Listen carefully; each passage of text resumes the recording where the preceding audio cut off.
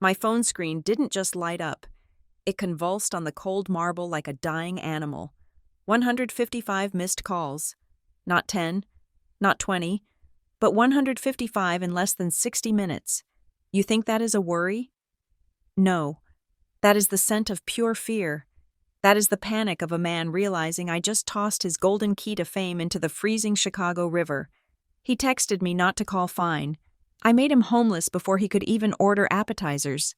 My name is Adeline Marlowe. I am 32 years old, and tonight was supposed to be the crowning achievement of a 5-year campaign I called my marriage.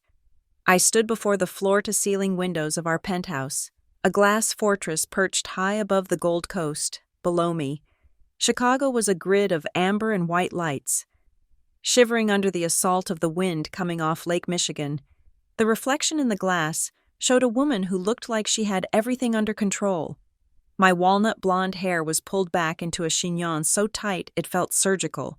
My silk dress, the color of midnight, draped over a body that I maintained with the discipline of a soldier. I looked expensive.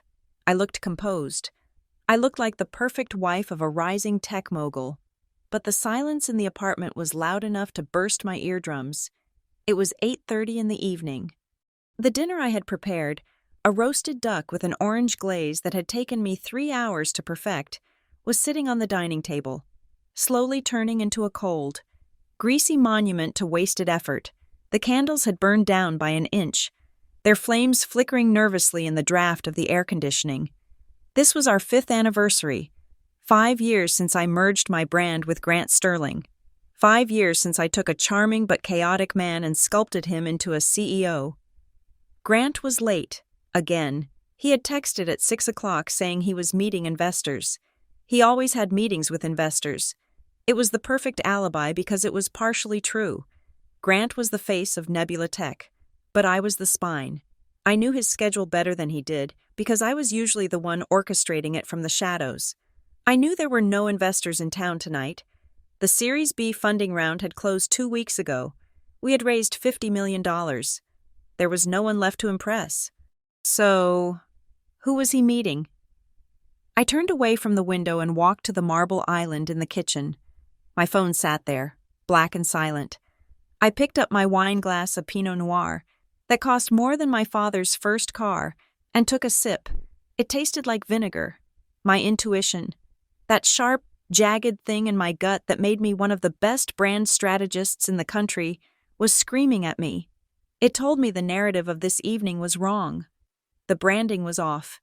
The story Grant was telling me had holes in the plot. Then, the phone screen lit up. It did not ring. It just buzzed. A single, short vibration against the marble. A text message. My heart did not race. My pulse remained steady. I set the wine glass down with a soft click and picked up the device.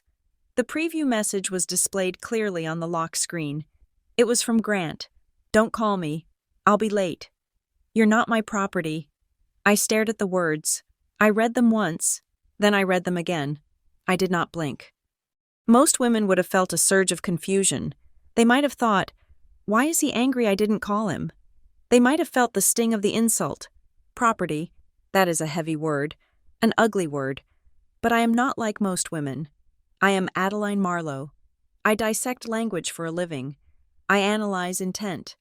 I look at a slogan and I tell you what the subconscious desire behind it is. And as I stared at those 3 sentences, the architecture of my marriage collapsed in a single, silent second. Let us analyze the data. First, don't call me. I had not called him. I had not texted him since 4 o'clock in the afternoon to confirm the dinner reservation at home.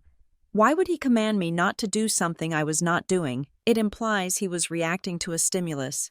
Someone was calling him. Someone was blowing up his phone, demanding to know where he was, demanding his time. Second, I'll be late. That was the standard lie. That was the cover. Third, and most damning, you're not my property. Grant Sterling is a narcissist. I knew this when I married him. I managed it. I channeled it. But Grant does not use the word property with me. He knows better. He knows I am the one with the name on the deed of this penthouse. He knows I am the one whose personal connections got him his first meeting with venture capitalists. To Grant, I was an asset, a partner, perhaps even a trophy, but never a subordinate. He feared my intellect too much to treat me like a possession. So, he was not talking to me. He was talking to someone he felt superior to, someone he could dismiss, someone he could degrade. He had sent the text to the wrong person.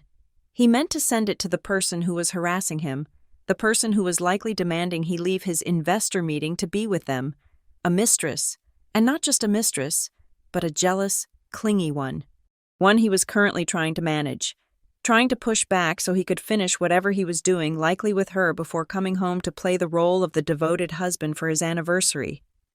The realization washed over me, not hot like rage, but cold like liquid nitrogen.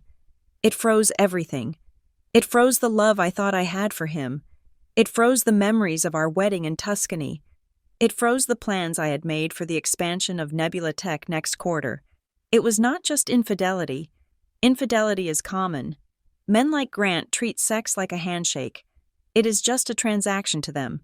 No, it was disrespectful. The absolute, staggering lack of operational security. To be so sloppy as to text your wife the message meant for your lover that showed a degradation of mental faculties. It showed he did not fear losing me. He thought he was safe. He thought he had extracted enough value from me, the funding, the connections, the image consulting, that he could now afford to be careless. He thought he had won. He thought I was the one who was lucky to be Mrs. Sterling. I looked at the roast duck again. I looked at the $500 worth of flowers on the table. He thinks I'm a doormat.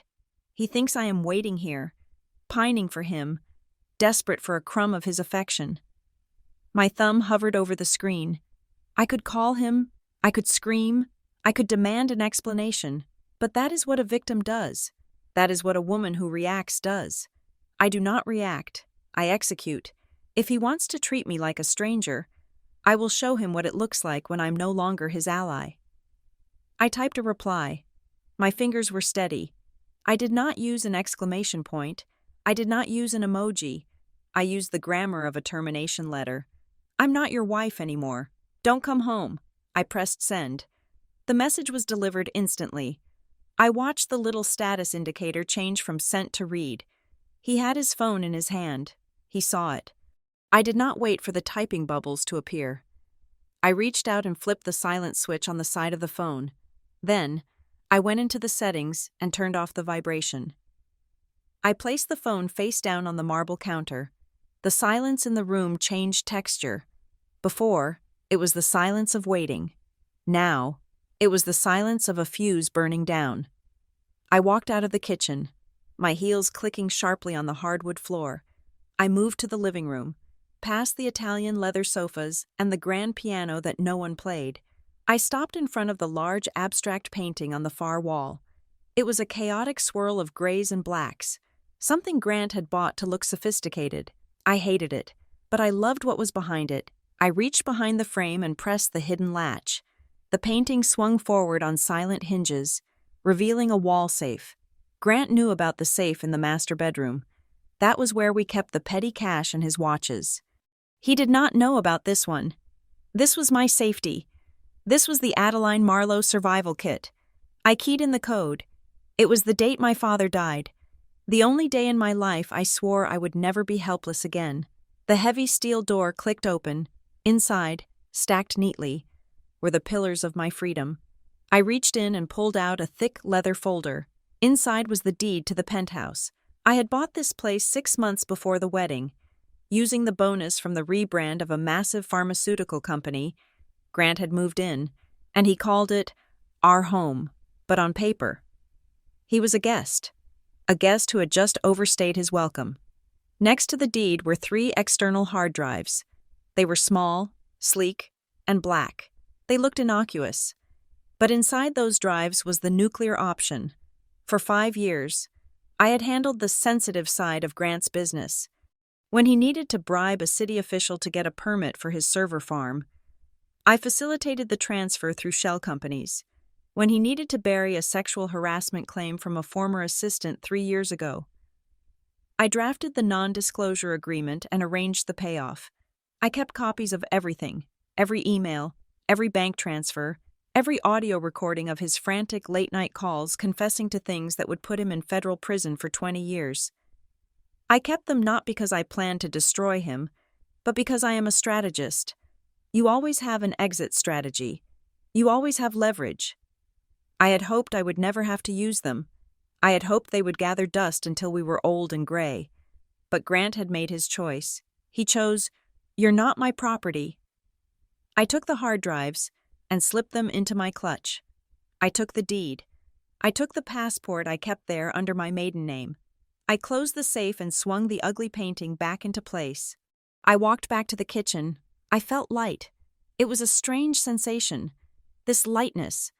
It was the feeling of shedding a heavy coat you did not realize you were wearing. I was no longer carrying the weight of his ego. I was no longer carrying the burden of his lies. I picked up the bottle of Pinot Noir and poured myself another glass. A full glass this time. The phone on the counter lit up. The screen brightened the dark kitchen for a moment. Grant Sterling. He was calling. I did not touch the phone. I just watched it. He let it ring until it went to voicemail. 2 seconds later, it lit up again. Grant Sterling. I swirled the wine in my glass, watching the red liquid coat the sides. The condensation on the bottle was starting to pool on the counter. He was panicking. I could feel it radiating through the device. He had read my text. He had realized his mistake. He was probably stumbling out of whatever bed he was in, trying to pull his pants on, his heart hammering against his ribs. He was realizing that he had just insulted the one person who knew where all the bodies were buried. The phone went dark. Then it lit up again. Call number 3. I took a slow sip of wine. It tasted better now. It tasted like iron and earth and victory. "Run, rabbit, run," I whispered into the empty room. The game had begun, and he had no idea that he was playing against the house. The house always wins. The phone on the marble island had transformed into a living, seizing thing. The screen flashed incessantly, the vibrations humming against the stone like an angry hornet trapped under a glass. 10 missed calls. 15. 20. The silence of the apartment was gone, replaced by the rhythmic, desperate buzzing of a man who realized he had just stepped off a cliff and was trying to grab a branch on the way down. I did not look at it. I turned my back on the noise and opened my laptop. The screen came to life, the cool blue light reflecting in my eyes. I was not trembling. My hands were steady as I navigated to the secure portal of our primary bank. This was the difference between Grant and me. Grant operated on impulse. I operated on protocols. When you build a brand, you always have a crisis management plan. When you build a marriage with a narcissist, you have an exit strategy. I logged into our joint accounts. The numbers on the screen were substantial. $3,420,000 in liquid assets. This was the war chest we had built. Well, the war chest I had built. Grant was the face, the charmer who shook hands and closed deals. But I was the one who structured the equity, who managed the portfolio, who ensured that every dollar earned was maximized. He liked to spend. I liked to accumulate. I opened a second window. This one accessed a secure server in the Cayman Islands. It was a shell corporation I had set up 4 years ago under the name Nemesis Holdings. Grant knew nothing about it. I initiated a transfer. Not for half, not for a fair share. I typed in the full amount, $3,420,000. I paused for a fraction of a second, my finger hovering over the enter key. I thought about the time Grant told me that my ambition was unladylike. I thought about the time he forgot my birthday to go to a bachelor party in Vegas. I thought about the text, "You are not my property." I pressed enter. The screen displayed a processing wheel. 1 second, 2 seconds. Transfer complete. The balance in our joint account dropped to 0. Next, I opened the encrypted file Arthur Pendleton, my attorney, had given me on the day of our wedding rehearsal. Arthur was a shark in a 3-piece suit, a man who believed that love was a chemical defect and marriage was a business contract. He had drafted a prenuptial agreement with a dormant clause, Section 8. Paragraph C. We called it the infidelity and breach of good faith trigger. It allowed for the immediate freezing of shared assets and the transfer of executive power to the injured party upon documented proof of adultery or gross misconduct. The text message on my phone was the documented proof. I uploaded the screenshot of the text message to Arthur's secure client portal. I authorized the activation of the clause. By 9 o'clock tomorrow morning, Grant would find that his authority to sign checks for Nebula Tech had been suspended pending a legal review. He was not just broke personally, I had just severed his hands professionally. The phone on the counter was now vibrating so hard it was moving across the surface. 50 missed calls. I picked up the device, not to answer, but to perform another amputation. I opened the American Express app. Grant carried the platinum card. It was the card he used to impress people, the one he slapped down on tables at Michelin-star restaurants to show he had arrived. It was linked to my credit score. Not his. I navigated to the card controls. I saw a pending transaction from Le Bernardin. He was there right now. He was likely sitting across from her, the girl he was trying to impress, sweating through his dress shirt as he tried to figure out why I was not answering. The bill for their dinner had not been settled yet. I clicked Report Lost or Stolen. I clicked Deactivate immediately. I allowed myself a small, cold smile. In about 5 minutes, a waiter would return to their table. He would lean down, discreet and polite, and whisper that the card had been declined. He would ask for another form of payment. Grant would reach for his debit card. The one linked to the joint account I had just drained. That would be declined too. Humiliation is a far more effective weapon than anger. Anger fades. Humiliation burns forever. I closed the laptop and walked to the hallway console where the smart home hub was mounted. The screen showed the status of the penthouse system's normal. I tapped the security settings. The current entry code was our anniversary date. How cliché. Grant never had an imagination. I deleted it. I deleted his biometric fingerprint data from the front door scanner. I deleted his facial recognition profile from the elevator access panel. I entered a new master code, a random string of 6 numbers that had no sentimental value whatsoever. Access updated. User Grant Sterling removed. If he tried to come home tonight, he would not get past the lobby. If he managed to slip into the elevator, it would not open on this floor. He was effectively locked out of his own life. I walked into the master bedroom. It smelled of sandalwood and the expensive cologne Grant wore. Usually, I found the scent comforting. Tonight, it smelled like a lie. I did not scream. I did not throw his clothes out the window. That is what women in movies do. It is messy, and it gives the neighbors a show. I do not give free shows. I pulled 2 large Louis Vuitton suitcases from the top shelf of the walk-in closet. I opened them on the bed. I moved with the precision of a surgeon. I packed my jewelry box, the diamonds I had bought for myself, the vintage emeralds from my grandmother. I packed the 3 small sculptures by Rodin that sat on the mantel. They were appraised at $200,000 each and belonged to me before the marriage. I packed my hard drives. I packed my passport. I did not pack a single pair of socks for him. I left his suits hanging in the closet. I left his watch collection. I left the framed photo of us on the nightstand. I wanted him to come back to a shrine of what he had lost. I wanted him to walk into this cold, empty mausoleum and see all the things he could no longer touch. A soft meow came from the doorway. I turned to see Pharaoh, my Sphinx cat. His hairless, wrinkled skin was pale pink, and his large ears twitched as he looked at me with oversized lemon-colored eyes. He sensed the shift in the atmosphere. Animals always know when the pack is breaking apart. "We are leaving, Pharaoh," I said softly.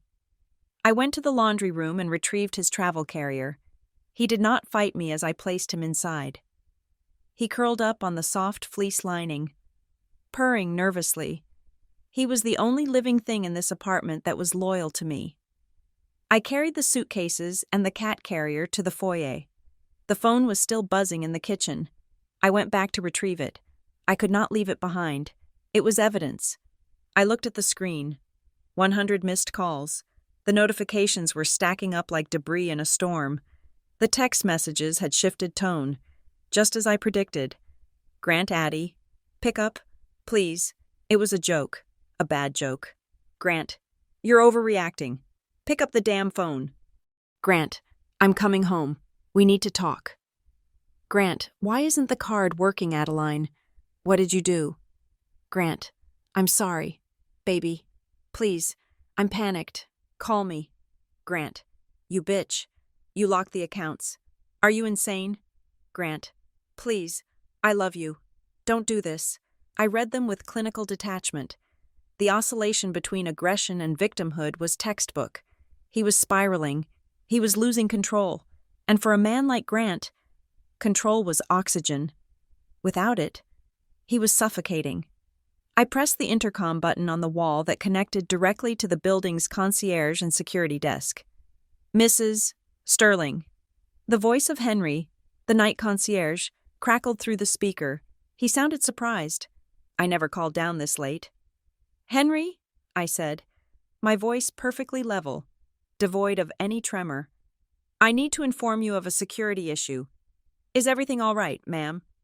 No, I am afraid Mr. Sterling is having a mental health episode.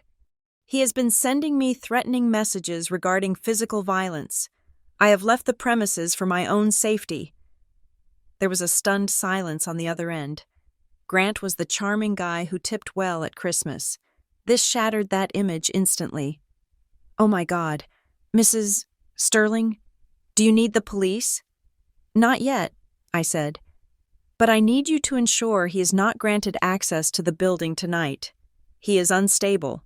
If he arrives, please inform him that he is barred from the premises due to the threat of domestic violence. If he causes a scene, call the authorities immediately.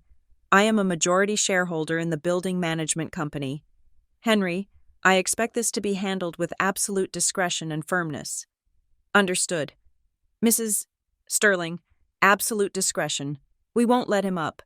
Thank you. Henry, I released the button. I had just turned his own home into a fortress against him. I had painted him as a dangerous aggressor before he even stepped foot in the lobby. I controlled the narrative. I took the private elevator down to the garage, bypassing the lobby entirely. The steel doors slid open to reveal the subterranean parking structure. The air was cool and smelled of gasoline and concrete. My car was parked in spot 1A. It was an Aston Martin DB11 charcoal gray, a machine of pure power and elegance. I bought it with the dividends from a tech merger 3 years ago. Grant drove a flashy red Ferrari that he leased. I owned my power. He rented his. I loaded the suitcases into the trunk. I secured Pharaoh's carrier in the passenger seat. Buckle up, I told the cat. I slid into the driver's seat. The leather was cold against my legs. I pressed the start button, and the engine roared to life, a deep, guttural growl that echoed off the concrete walls. It was the sound of escape. I drove out of the garage, the tires squealing slightly on the epoxy floor. As the garage door lifted, the Chicago night hit the windshield. The wind was howling, whipping debris across the street. It was a perfect night for a disappearance. I turned onto Lakeshore Drive. Heading north, the city was a blur of motion on my left. The black void of the lake on my right. I accelerated. The speedometer climbed. 60, 70, 80. The power of the engine vibrated through the steering wheel, grounding me. My phone, sitting in the cup holder, lit up again. 155 missed calls. The number felt significant. 155 attempts to lie. 155 attempts to manipulate. 155 reminders that he thought I was stupid enough to listen. I reached for the phone. I did not look at the messages. I did not listen to the voicemails. I pressed the small pin into the side of the device and popped the SIM card tray. I pulled the tiny chip out. It was such a small thing to hold so much misery. I was crossing the bridge over the Chicago River. The water below was a churning abyss of black ink. I rolled down the window. The wind roared into the cabin, tearing at my hair, biting my skin. It felt cleansing. I held the SIM card out into the night air. "Goodbye, Grant," I said. My voice was lost in the wind. I flicked my wrist. The small piece of plastic disappeared into the darkness, tumbling down toward the icy water. I rolled the window up. The silence returned. But this time, it was not empty. It was the silence of a clean slate. I checked the rearview mirror. No one was following me. The city was shrinking behind me. A glowing monster that I had just declawed. I had no destination, but for the first time in 5 years, I knew exactly where I was going. I was going to war, and I had just fired the first shot. The hotel was called the Obsidian. It was a boutique establishment tucked away in a quiet street of the Gold Coast, the kind of place that did not advertise on travel websites and did not have a sign larger than a dinner plate. It was where politicians stayed when they did not want to be seen with their lobbyists, and where celebrities hid during public scandals. It was a sanctuary of discretion. I checked in under the name Elena Vance. It was a persona I had created years ago for market research purposes, complete with a credit card linked to a shell company that had no digital tether to Adeline Marlowe or Grant Sterling, the receptionist. A man with manicured nails and eyes that had seen everything but judged nothing, handed me a heavy brass key. Room 312. Ms. Vance, he said softly. The elevators are to your right. Do you require assistance with your bags? No, I replied. My voice clipped. I require absolute privacy. Understood. The room was a study in monochromatic luxury. Charcoal walls, black velvet curtains, and sheets the color of fresh snow. I placed Pharaoh's carrier on the armchair and let him out. The cat stretched, his large ears rotating like radar dishes, scanning this new, unfamiliar territory. I did not have time to comfort him. I had work to do. I sat at the small writing desk and opened the sleek, black laptop I had retrieved from my safe. This was not the machine I used for daily business. This was a dedicated surveillance unit. I had installed the smart home system in our penthouse myself. I had chosen the cameras, the sensors, and the server architecture. Grant thought he knew how to use it because he had the app on his phone. He was a user. I was the admin. When I revoked his access, I did not revoke my own. I merely made myself invisible. I connected to the hotel's encrypted Wi-Fi through a VPN and launched the surveillance interface. The screen flickered, and then the feed from the penthouse foyer resolved into clarity. It was a high-definition, night vision stream. The camera was discreetly hidden in the molding above the elevator doors, designed to capture the faces of anyone attempting to enter. And there he was. Grant Sterling looked like a man who had been mauled by the city itself. His tie was loosened, hanging like a noose around his neck. His expensive Italian suit was rumpled. He was pounding on the heavy oak door of the penthouse, his mouth moving in silent shouts before I toggled the audio on. The sound of his desperation filled the quiet hotel room. "Open the damn door! Adeline!" he screamed. His voice cracked. "I know you are in there. The codes are not working. Open up!" He kicked the door. It was solid mahogany reinforced with steel. He might as well have been kicking a mountain. I watched him with a detachment that frightened me slightly. 3 hours ago, I was cooking duck for this man. Now, I was studying him like a microbe under a microscope. Then, the camera angle shifted slightly as he turned around, and I saw what I had missed in my initial flight. He was not alone. Standing near the elevator, hugging a designer coat tight around her body, was a woman. She was young, painfully young. She had long dark hair and wide, terrified eyes. She looked like a deer caught in the headlights of an oncoming train. I zoomed in. The software sharpened her features. I knew her. My breath hitched. Not from jealousy, but from a sudden, sharp jolt of recognition. Her name was Bella Thorne. She was 22 years old. But she was not just some random girl Grant had met at a bar. She was an intern, a highly ambitious intern at Vortex Media. Vortex Media was the direct competitor to Apex Horizon. The media conglomerate where I served as the brand strategy director, we had been locked in a vicious war for market share for the last 18 months. We were currently bidding against them for a massive government contract worth $40 million. My mind began to race, connecting dots that I had previously ignored. Grant had been asking a lot of questions about my work lately, Innocent questions. I had thought, he asked about the timelines for the government bid. He asked about the new algorithm Apex was developing to track consumer sentiment. He had played the role of the supportive husband, taking an interest in his wife's career. I watched the screen. Grant had stopped banging on the door and was now pacing the small foyer. He turned to Bella. "I cannot get in," Grant hissed. "She changed the codes. She locked everything." Bella took a step forward. Her voice was trembling but clear. "Grant, you promised. I need those files tonight. My boss is expecting the upload by 6 in the morning. If I do not give him the Apex projected bid numbers, I am finished. You said you had them on your server." I froze. The blood in my veins turned to ice. "I have them," Grant snapped, running a hand through his hair. "They are on the main server in the study. I just need to get inside to download them to the drive. She must be asleep. She probably just changed the code because she is mad about the text. She does not know about the deal." "The deal," Bella repeated, her voice rising in panic. "The deal was simple. Grant, you give us the Apex bid strategy, and Vortex invests $5 million into Nebula Tech's Series C round. That was the trade. No data, no money. And if my boss finds out I came here for nothing, he will fire me." I sat back in the hotel chair, the air leaving my lungs in a long, slow exhale. It was not just an affair. The sex was just a bonus. The romance was just a cover. Grant Sterling was not just breaking his marriage vows. He was committing corporate espionage. He was seducing a naive intern from my rival company to facilitate a trade of stolen secrets, my company's intellectual property in exchange for capital to save his failing startup. He was selling me out. He was selling my career, my reputation, and my hard work to keep his ego afloat.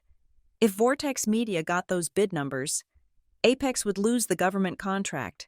I would be investigated. I could lose my job. I could be blacklisted. Grant was willing to burn my entire professional existence to the ground just to keep his lights on for another month. The pain of infidelity vanished instantly. In its place, a cold, hard rage settled in my chest. It was the kind of rage that burns without smoke. It was the rage of a general who realizes the enemy is not at the gates, but sleeping in the command tent. "You are not just a cheater, Grant," I whispered to the screen. "You are a thief." On the screen, 2 large men in dark uniforms stepped out of the elevator. "My security team." "Mr. Sterling," the lead guard said, his voice deep and authoritative. "We have orders to remove you from the premises. You are trespassing." "I live here," Grant shouted, trying to push past them. "This is my apartment." "Not anymore, sir. The owner has flagged you as a security threat. Please come with us, or we will call the Chicago Police Department." I watched as Grant tried to argue, then deflated. He looked at Bella. She looked at him with disgust. She realized the deal was dead. She realized the powerful CEO she thought she was manipulating was actually a fraud who could not even get into his own front door. Bella stepped into the elevator alone, hitting the button for the lobby. She left him there. The guards grabbed Grant by the arms. He did not fight. He let them drag him into the next elevator car. The feed went back to the empty, silent foyer. I closed the laptop. My hands were shaking. Not from fear, but from adrenaline. I needed to move. I needed to strike. This had gone beyond divorce court. This was now a criminal matter. I picked up my burner phone and dialed a number I knew by heart. It rang once. Adeline. The voice on the other end was rough, thick with sleep, but instantly alert. "It is 2 a.m. Tell me nobody died." "Not yet. Arthur," I said, "but I need you. Now." "Where are you?" "The Obsidian, room 312. "I will be there in 20 minutes. Arthur Pendleton arrived in 18 minutes. He was wearing a trench coat over a t-shirt and sweatpants, looking like a disheveled bulldog. He carried a leather briefcase that I suspected he slept with. He did not ask for coffee. He sat down opposite me at the small table, pulled out a notepad, and looked at me with eyes that were sharp as scalpels. "Start," he said. I told him everything. I told him about the text. I told him about the 155 calls. I told him about the bank transfer and the lockout. He nodded through all of that, unimpressed. That was standard divorce warfare. Then I told him what I saw on the camera. I told him about Bella Thorne. I told him about Vortex Media and the $5 million quid pro quo for the Apex bid strategy. Arthur stopped writing. He put his pen down. He looked at me, and his expression shifted from bored lawyer to predatory shark. "You have audio of this?" he asked. "Recorded in high definition," I replied. "And I have the server logs from the house. If Grant accessed my work laptop or the home network to copy those files, there will be a digital footprint. I can prove he stole proprietary data." Arthur leaned back, steepled his fingers, and let out a low whistle. "Adeline," he said, his voice dropping an octave. "You need to understand the shift that just happened. 10 minutes ago, we were discussing a high net worth divorce. We were talking about alimony, asset division, maybe a restraining order. That is civil court. It is messy, but it is just money." He leaned forward, his eyes locking onto mine. "But this corporate espionage theft of trade secrets, soliciting a bribe, this is federal. This is the SEC. This is the FBI. If we go down this road, we are not just suing him, we are hunting him." "I know," I said. "If you want to divorce him, we split the assets. You keep the apartment. He gets his debt. You walk away. But if you want to use this evidence, you are declaring total war. You will destroy his company. You will destroy his reputation. And there is a very high probability that Grant Sterling goes to prison for 5 to 10 years. Arthur paused, watching me closely. "He is your husband, Adeline. Are you sure you want to be the one who puts him in a cage?" I stood up and walked to the window. I looked out at the city skyline. Somewhere out there, Grant was probably sitting in his car, or crashing on a friend's couch, thinking he could still fix this. He thought he could apologize his way out of it. He thought he could charm me back. He had no idea that he had not just broken my heart. He had tried to break my life. He tried to steal the one thing that belonged only to me, my competence, my career, my intellect, and sell it like a cheap commodity to the highest bidder. I turned back to Arthur. My face was dry. My voice was steady. "Arthur," I said, "I did not just design the brand strategy for Apex. I designed the security system for Nebula Tech. I set up Grant's internal servers. I know where he hides his slush funds. I know where he keeps the records of his illegal short selling. I have the keys to every door in his life." I walked back to the table and placed my hand on the hard drives I had taken from the safe. "He called me property," I said. "He tried to sell me. Now, I am going to show him the cost of doing business." Arthur smiled. It was a terrifying smile. It was the smile of a man who just realized he had been handed a loaded machine gun. "Prison it is," Arthur said. "I will start drafting the affidavits. We are going to need a forensic accountant and a contact at the district attorney's office. Do you have the evidence of the insider trading you mentioned?" "It is all on these drives," I said, sliding the black rectangles across the table.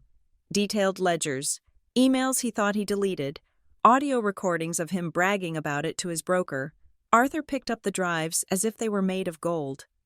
"Adeline," he said softly, "by the time the sun comes up, Grant Sterling will not just be single, he will be the most radioactive man in Chicago." "Good," I said. "Make sure he glows in the dark." Arthur opened his laptop. I poured myself a glass of water from the hotel minibar. The game had changed. I was no longer the scorned wife. I was the whistleblower. I was the witness. And Grant Sterling was about to find out that the woman he treated like an accessory was actually the architect of his demise. The room was quiet again, save for the rhythmic tapping of Arthur's keyboard. It was the sound of nails being driven into a coffin, and for the first time in hours, I felt a sense of profound peace. The sun rose over Chicago with a cruel, brilliant clarity. From the window of my hotel room, the city looked scrubbed clean, shimmering in the morning light. It was a beautiful day to destroy a man's life. I imagined Grant waking up right about now. He would not be waking up in our Egyptian cotton sheets. He would be waking up in the driver's seat of his leased Ferrari, parked likely in a 24-hour garage because he had nowhere else to go. A Ferrari is a status symbol, a marvel of engineering. But as a bed, it is a torture device. The leather seats do not recline fully.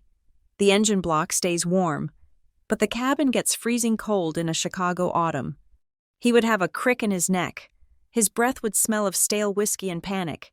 He would have no toothbrush, no razor, and no change of clothes. I took a sip of my black coffee and checked the time. It was 8 o'clock in the morning. The markets were about to open. I opened my laptop. It was time for Phase 2, the pruning. Grant liked to call himself a disruptor. He loved that word. He used it in every pitch meeting. He claimed he was disrupting the tech industry. Today, I was going to disrupt his cash flow. I had compiled a list of the 6 major angel investors who were currently propping up Nebula Tech. These were men and women who trusted Grant because I had vouched for him. They were people from my network: old money, conservative, risk-averse, they hated volatility, and they absolutely loathed fraud. I composed a single email. The subject line was innocuous: financial due diligence/urgent discrepancies, Nebula Tech. I did not sign it. I did not need to. The attachment spoke for itself. It was a PDF containing the unredacted ledger of Grant's corporate spending over the last 18 months. It highlighted, in bright red, the withdrawals labeled R&D that were actually wire transfers to offshore gambling sites.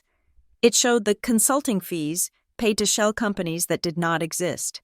It showed that the runway for Nebula Tech, the amount of time the company could survive before running out of cash, was not 18 months as Grant had claimed in his last board meeting. It was 3 weeks. I hit send. The email went out to all 6 investors simultaneously. I sat back and watched the digital clock on the corner of my screen. It took exactly 12 minutes for the first domino to fall. My burner phone buzzed. It was a notification from a Google alert I had set up for Nebula Tech. Alert: Nebula Tech board calls emergency meeting. I smiled. The panic had begun. I could picture Grant walking into his office. He would be wearing the same suit as yesterday. It would be wrinkled at the waist and knees. He would try to stride in with his usual arrogance, barking orders at the receptionist, pretending he had been working all night, but his employees would smell the fear on him. They would see the dark circles under his eyes. They would notice that the CEO was wearing yesterday's shirt. At 10 o'clock in the morning, the first investor pulled the plug. I knew this because I had access to the company's internal communications Slack channel. Grant had never removed my admin privileges because he didn't know how. I watched the messages fly back and forth between the confused employees. Employee A: why is the CFO crying in his office? Employee B: I just heard Sterling screaming on the phone. Someone pulled the bridge loan. Employee C: are we getting paid on Friday? Employee A: I don't know. Sterling just threw a stapler at the wall. I sipped my coffee. It was delicious. Grant was trying to fight a fire with a squirt gun. He would be calling me. He would be desperate to blame this on me, to scream, to beg. But he could not reach me. My old number was dead, lying at the bottom of the river. He was screaming into the void. But I was not done. I turned my attention to the second front of the war, the industry. I picked up my phone and called the editor-in-chief of Tech Daily, a woman I had known for 10 years. Adeline, darling, she answered. I haven't heard from you in ages. To what do I owe the pleasure? I have a tip for you, Sarah, I said, keeping my voice low and confidential. I am stepping down from the board of Nebula Tech effective immediately, and I am divesting all my shares. There was a pause on the line. That is huge news. Adeline, you are the only reason anyone takes that company seriously. If you leave, the valuation tanks. Why, let us just say, I chose my words carefully, that I can no longer ethically associate my personal brand with the financial practices of the current CEO. I would advise you to hold off on that feature story you were planning on Grant, unless you want to write an obituary for his career. Understood, Sarah said, her tone shifting to professional alertness. Thank you for the heads up. By noon, the Whisper campaign was in full effect in the tight-knit world of Chicago business.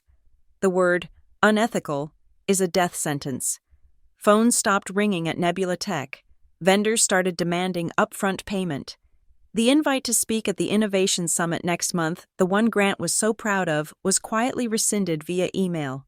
I had isolated him professionally. Now, it was time to handle the personal collateral, Bella Thorne. I looked at the file on my screen. Bella was 22. I am a graduate of Northwestern University. She was smart, ambitious, and hungry. She reminded me a little of myself at that age. Before I learned that love is a liability, Grant had used that hunger. He had promised her access, promised her power, and worst of all, he had taken her money. I had found the transaction in the deep dive of Grant's personal Venmo and PayPal history.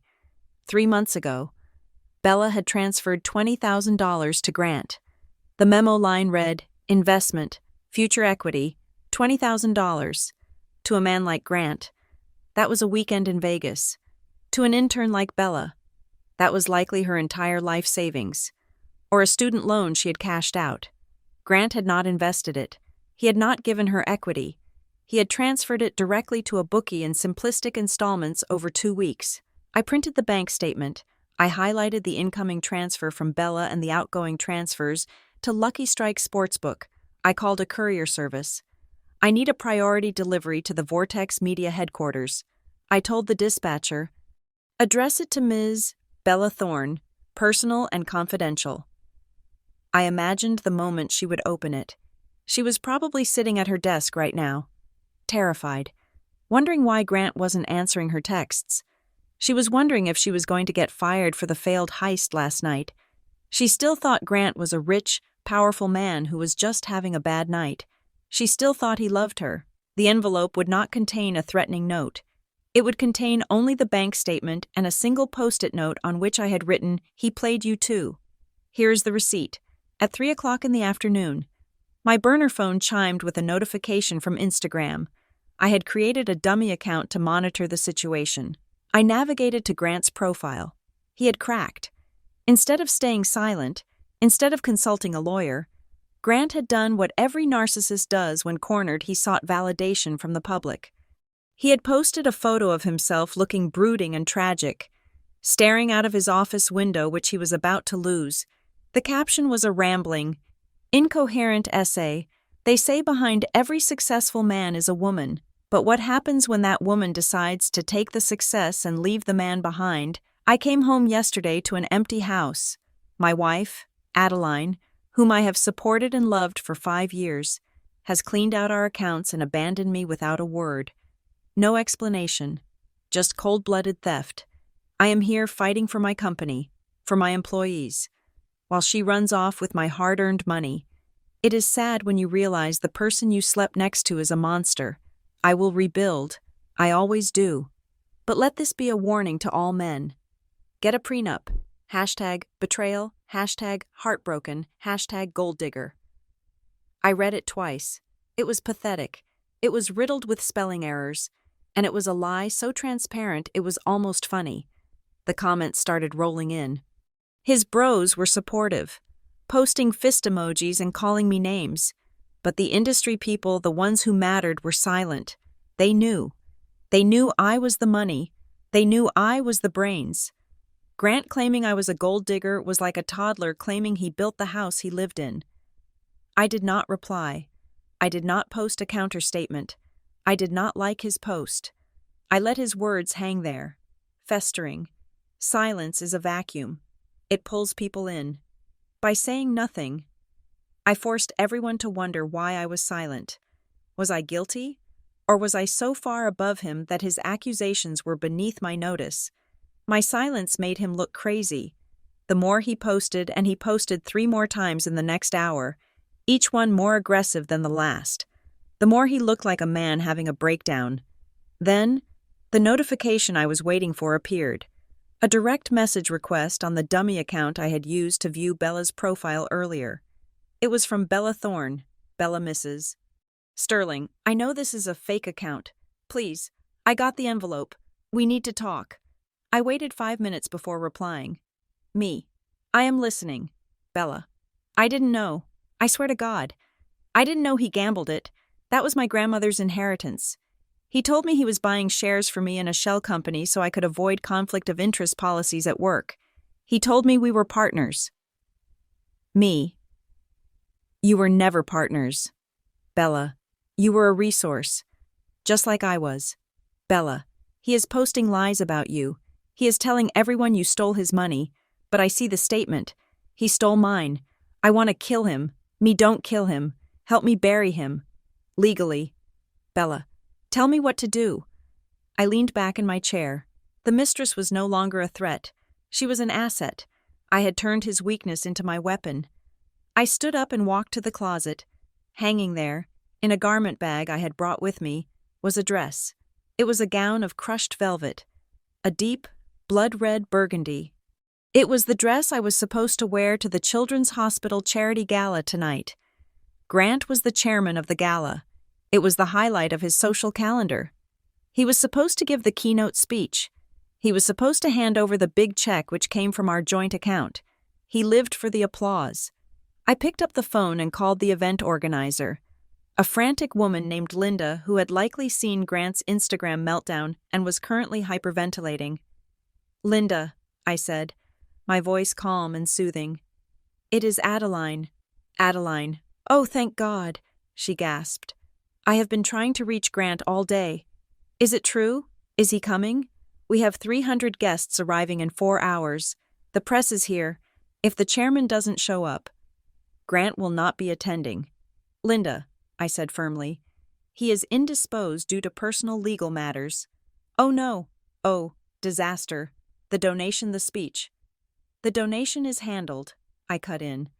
I have just wired the full amount of $50,000 directly to the hospital from my personal foundation. The check is ready. You did? Yes. And as for the speech, I will be taking Grant's place. I will be representing the Sterling family tonight. Or rather, I will be representing myself. Adeline, you are a lifesaver, Linda sobbed. I will change the place cards immediately. Just you. Just me, I said. And Linda, make sure the press knows. I want the photographers ready at the red carpet. I have a statement to make. Of course. Anything you want. I hung up. Grant was currently sitting in a wrinkled suit, ranting on the internet, broke and exposed. Tonight, while he ate vending machine food in his empty office, I would be standing on a podium under crystal chandeliers, wearing red, handing out money he no longer had, receiving the applause he desperately craved. He wanted to be the victim, fine. I would let him be the victim, but I would be the victor. I went to the bathroom and started to run the water.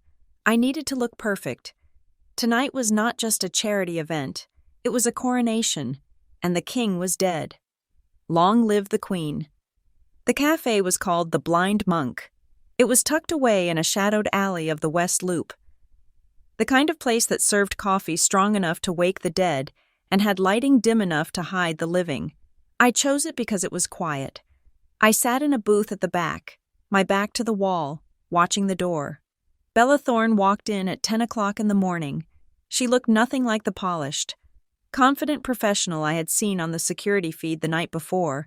Today, she looked like a college student who had just failed her finals. She was wearing a hoodie 2 sizes too big and leggings. Her eyes were red-rimmed, swollen from crying. She scanned the room, saw me, and hesitated. I could see the instinct to run warring with the desperate need for answers. I raised a hand, a small, inviting gesture. She walked over and slid into the booth opposite me. She did not look at me.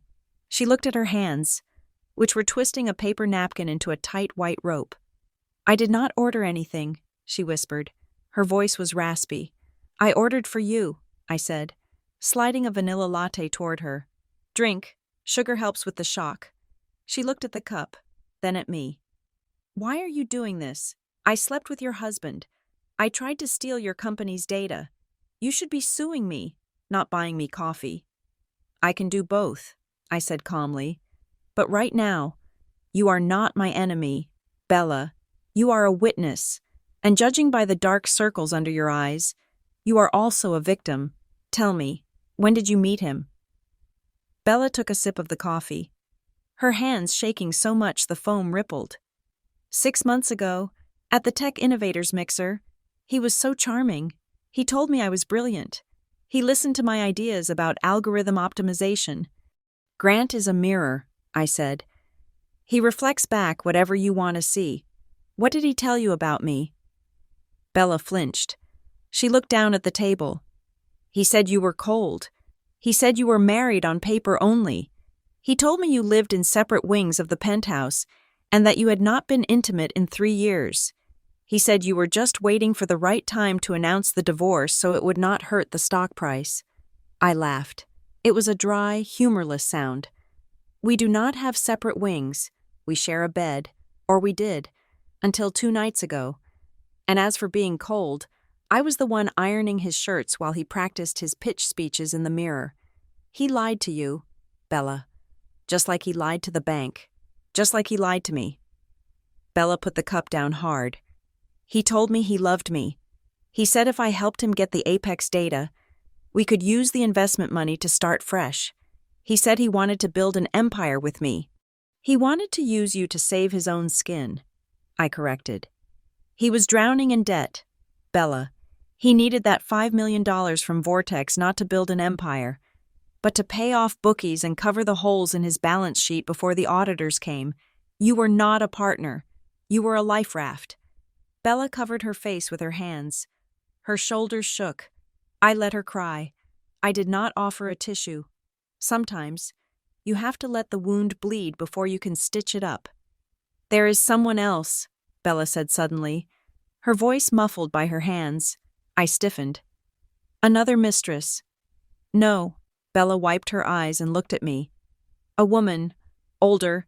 He talks to her on the phone late at night. I heard him once when he thought I was asleep. He was not using his sexy voice. He was using his scared voice. He asked her, 'Did you hide the transaction? Is it buried deep enough?' Her name is Margaret." The name hit me like a physical blow. Margaret. Margaret Vance was Grant's executive assistant. She was 58 years old, a quiet, grandmotherly woman who wore cardigans and baked cookies for the office staff. She had been with Nebula Tech since the beginning. I had always liked her. I sent her flowers on her birthday. I thought she was a harmless, loyal employee who organized his calendar. But the pieces clicked into place with terrifying precision. Grant was lazy. He did not know how to cook the books himself. He did not know how to create complex shell companies or layer wire transfers to avoid detection. He needed hands. He needed someone meticulous, someone who controlled the paperwork, someone who would never be suspected. "Margaret," I whispered. Of course. Grant had not just seduced an intern, he had corrupted a grandmother. "We need her," I said. Standing up, I placed a $50 bill on the table. "Drink your coffee, Bella, then go home and wait for my call. Do not block me. Do not talk to Grant." "Where are you going?" Bella asked, looking up at me with a mixture of fear and awe. "I am going to have a chat with the keeper of the secrets." I found Margaret sitting on a bench in Millennium Park during her lunch break. She was eating a sandwich wrapped in foil, watching the tourists take photos of the silver bean sculpture. She looked tired. Her gray hair was pulling loose from its bun, and her posture was slumped. I did not approach her aggressively. I walked up and sat down next to her on the bench. She jumped, nearly dropping her sandwich. When she saw me, her face went pale. "Mrs. Sterling," she stammered. "I did not know you were in the city. Mr. Sterling said—" "Mr. Sterling says a lot of things." "Margaret," I said, staring straight ahead at the metallic curve of the sculpture. "Most of them are lies, but you know that better than anyone, don't you?" "I don't know what you mean," she said, her voice trembling. She started to pack up her lunch with fumbling fingers. "I have to get back to the office." "Sit down, Margaret," I said. My voice was not loud, but it had the weight of an anchor. She froze. "I know about the ledgers," I said. "I know about the transfers to the Cayman Islands. I know about the consulting fees paid to companies that do not exist. I know Grant did not do that alone. He is not smart enough. You did it. Margaret turned to me, her eyes wide with panic. I was following orders. He is the CEO. He told me it was temporary. He said he just needed to move funds around to cover cash flow gaps. He promised me he would put it back. And you believed him? I asked gently. Margaret, look at me. She turned her face to mine. I saw the fear in her eyes. It was the fear of a woman who was 3 years away from retirement and realized she might spend those years in a federal prison cell. Grant promised to take care of you, didn't he? I asked. He probably told you that if you helped him, he would set up a pension fund for you. He played on your fear of being old and poor. Margaret nodded, tears leaking from her eyes. My husband, he left me with nothing when he died. Grant said he would make sure I was safe. I reached into my purse and pulled out a folded piece of paper. It was a document I had recovered from Grant's private email draft folder, the one he thought was secure because he never sent the email. Read this, I said. Margaret took the paper. Her eyes scanned the text. It was a draft letter to his personal attorney. Subject liability strategy, Arthur. If the SEC comes sniffing around the missing $2 million, we need to position this as an unauthorized action by a rogue employee. My assistant, Margaret Vance, has full access to the accounts. We can claim she manipulated the books without my knowledge. She is old and confused. We can probably get her to sign a confession in exchange for not pressing charges. It keeps my hands clean. Margaret read it, then she read it again. The color drained from her face completely. Her hands shook so violently the paper rattled. He was going to blame me, she whispered. He was going to send me to jail. He was going to feed you to the wolves to save his own reputation, I said. He does not care about you. Margaret, you are just a tool, and when a tool becomes a liability, he discards it. I leaned in closer. The ship is sinking. Margaret, Grant has already hit the iceberg. The question is, are you going to go down with the captain, or are you going to get on the lifeboat? Margaret looked at the paper, then at me. The loyalty that had bound her to Grant for 10 years evaporated, replaced by the cold, hard instinct of survival. What do I have to do? She asked. Her voice was steady now. The real books, I said. Not the ones you show the auditors, the black books, the ones where you wrote down where the money actually went. I need them. Margaret reached into her oversized tote bag. She pulled out a thick, battered notebook with a floral cover. It looked like a recipe book. I kept a copy, she said, clutching it to her chest. I always keep a copy, just in case. Smart woman, I said. I put my hand on the notebook. She released it. Come with me, I said. We are going to meet a friend. An hour later, the three of us sat in a private conference room at Arthur Pendleton's office. It was a strange tableau. Me, the strategist in the designer suit, Bella, the mistress in the hoodie, Margaret, the secretary in the cardigan. We were 3 different generations, 3 different backgrounds. United by one common denominator, Grant Sterling had tried to use us, and he had underestimated all of us. Arthur sat at the head of the table, looking at the floral notebook Margaret had placed in front of him. He flipped through the pages, his eyebrows rising higher with every entry. This is, Arthur muttered, this is a roadmap to a felony conviction. He documented everything, the bribes, the gambling losses. I wrote it down, Margaret said, her voice gaining strength. He dictated the amounts. I wrote the dates and the account numbers. And I have the text messages, Bella added, placing her phone on the table. Texts where he admits that the money I gave him was gone. Texts where he asks me to steal the Apex data. And I have the motive and the overarching strategy, I said. Arthur looked at us. He let out a low whistle. Ladies, usually in a divorce case, I have to fight tooth and nail to get a settlement. This is not a settlement. This is an execution. My phone buzzed on the table. It was a call from James Caldwell, the top real estate broker in Chicago. I had known James for years. We played tennis at the same club. I put the call on the speaker. Adeline, James's voice filled the room. He sounded awkward. I just had a very strange call from Grant. Let me guess, I said, looking at the women around the table. He wants to sell the penthouse. Yes, James said. He called me in a panic. He wanted to list the property immediately, cash only, quick close. He said he was willing to take 30% under market value if we could close in 48 hours. I smiled. He was trying to liquidate the only asset he thought he had left. He was planning to take the cash and run. And what did you tell him? James? I pulled the deed. Adeline, James said. I saw the line you placed on it this morning, and I saw the ownership structure. It is in your name, solely. And I told him that I could not list a property he does not own, James said. He did not take it well. He started screaming that he paid the mortgage. I had to hang up on him. Thank you, James, I said. If he calls back, tell him the locks have been changed and the property is under seal by the court. Will do. Are you okay? Adeline.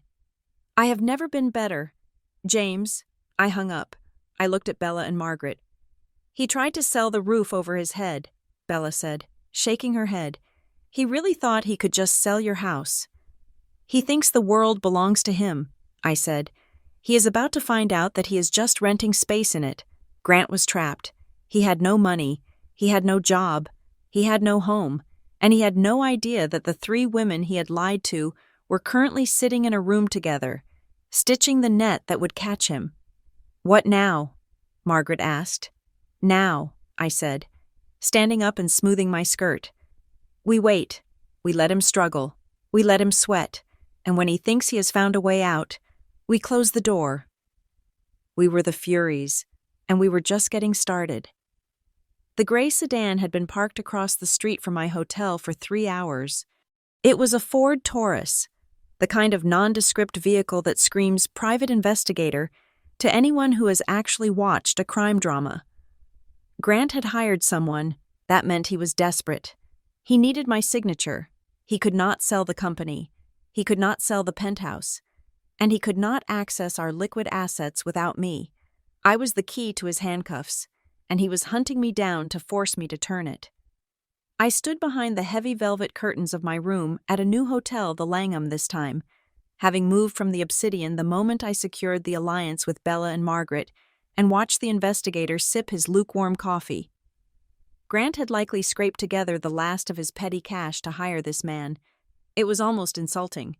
If you are going to stalk me, at least hire a professional who knows how to blend in. I decided to help him. I opened my laptop and connected to the hotel Wi-Fi without the VPN for exactly 45 seconds. I navigated to a rental listing for a dilapidated warehouse in the industrial district of Aurora, an hour west of the city. I created a digital footprint, a search history that suggested I was looking for a place to store large assets. Then, I sent a ping to a cell tower in that area using a spoofing app. 2 minutes later, the gray sedan started its engine. The investigator made a call. He pulled away from the curb, heading west toward the highway. He had taken the bait. Grant would be right behind him. He would drive out to the middle of nowhere, convinced he had cornered me in some desperate hideout. He would spend the next 3 hours tearing through a rusted storage facility, shouting my name at the rats. That gave me a 3-hour window. Arthur, I said into my phone, the board is clear. Meet me at Nebula Tech in 20 minutes. Bring the trucks. I love it when you sound like a general, Arthur replied. The moving crew is on standby. I dressed for the occasion. I wore a white suit, sharp and architectural. White is the color of innocence, but in the wild, it is also the color of a predator that is not afraid to be seen. I arrived at the Nebula Tech headquarters at 10 in the morning. The office was an open-concept glass box in the Fulton Market District. It was designed to look like a playground for geniuses' exposed brick, ping-pong tables, and espresso machines that cost more than a Honda Civic. When I walked in, the hum of the office died instantly. The receptionist, a girl named Sarah, who I had personally hired, dropped her phone. Heads popped up from behind monitors. Whispers spread like wildfire. They knew. Everyone knew. The rumors about the frozen accounts and the missing CEO had been circulating for 24 hours. I did not stop at the reception desk. I walked straight to the center of the room, Arthur flanking me like a bodyguard in a pinstripe suit.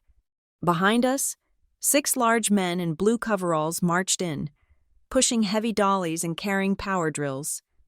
"Good morning, everyone," I said. My voice projected clearly across the silent room. "I apologize for the interruption to your workflow. Please save your work to the cloud immediately." A young developer stood up, looking confused. "Mrs. Sterling, what is going on? Where is Grant?" "Mr. Sterling is currently unavailable," I said smoothly. "And as for what is going on, we are conducting an asset recovery." I signaled to the lead mover. "Start with the conference room, then the executive suite." "Wait." The VP of Operations, a man named David, who had always been a sycophant to Grant, rushed forward. "You cannot do this. This is company property. You are stealing office equipment." Arthur stepped forward, handing David a thick stack of documents. "Actually, David," Arthur said, his voice dripping with legal condescension, "if you check the asset tags on the furniture, you will see they are property of Phoenix Interiors, a leasing shell company wholly owned by Mrs. Adeline Marlowe Sterling. The lease on these items expired yesterday due to non-payment. We are simply repossessing our property. It was a technicality I had engineered 5 years ago. I had furnished the entire office through my own design firm to give Grant a tax break. He had never paid the invoices. He thought it was just wife stuff. He thought it was free. Nothing is free. Take it all," I ordered the movers. The Herman Miller chairs, the mahogany conference table, the standing desks, the artwork, the espresso machine. The sound of drills filled the air. It was a symphony of deconstruction. I walked into Grant's office.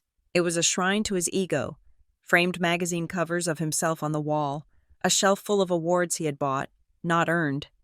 "This desk," I said, tapping the massive glass and chrome structure he sat behind like a king. "It cost $12,000. Load it up." The movers descended on the room.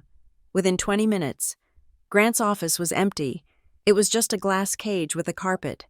I took the framed photo of us off the wall, the only thing I did not let them take, and dropped it into the trash can by the door. I walked back out to the main floor. The employees were standing around, holding their laptops, watching their workspaces disappear. They looked terrified. "I have a piece of advice for all of you," I said, pausing at the glass doors. "Update your resumes. The ship has not just sailed, it has capsized." We left the building, leaving nothing behind but the confused staff and the echo of our footsteps. When Grant returned, he would not just be broke. He would be a CEO without a chair to sit on. I was back in my hotel room by 1 o'clock in the afternoon. I poured a glass of sparkling water and turned on the local news. I did not have to wait long. Grant had driven to the warehouse in Aurora. He had found nothing but dust and cobwebs.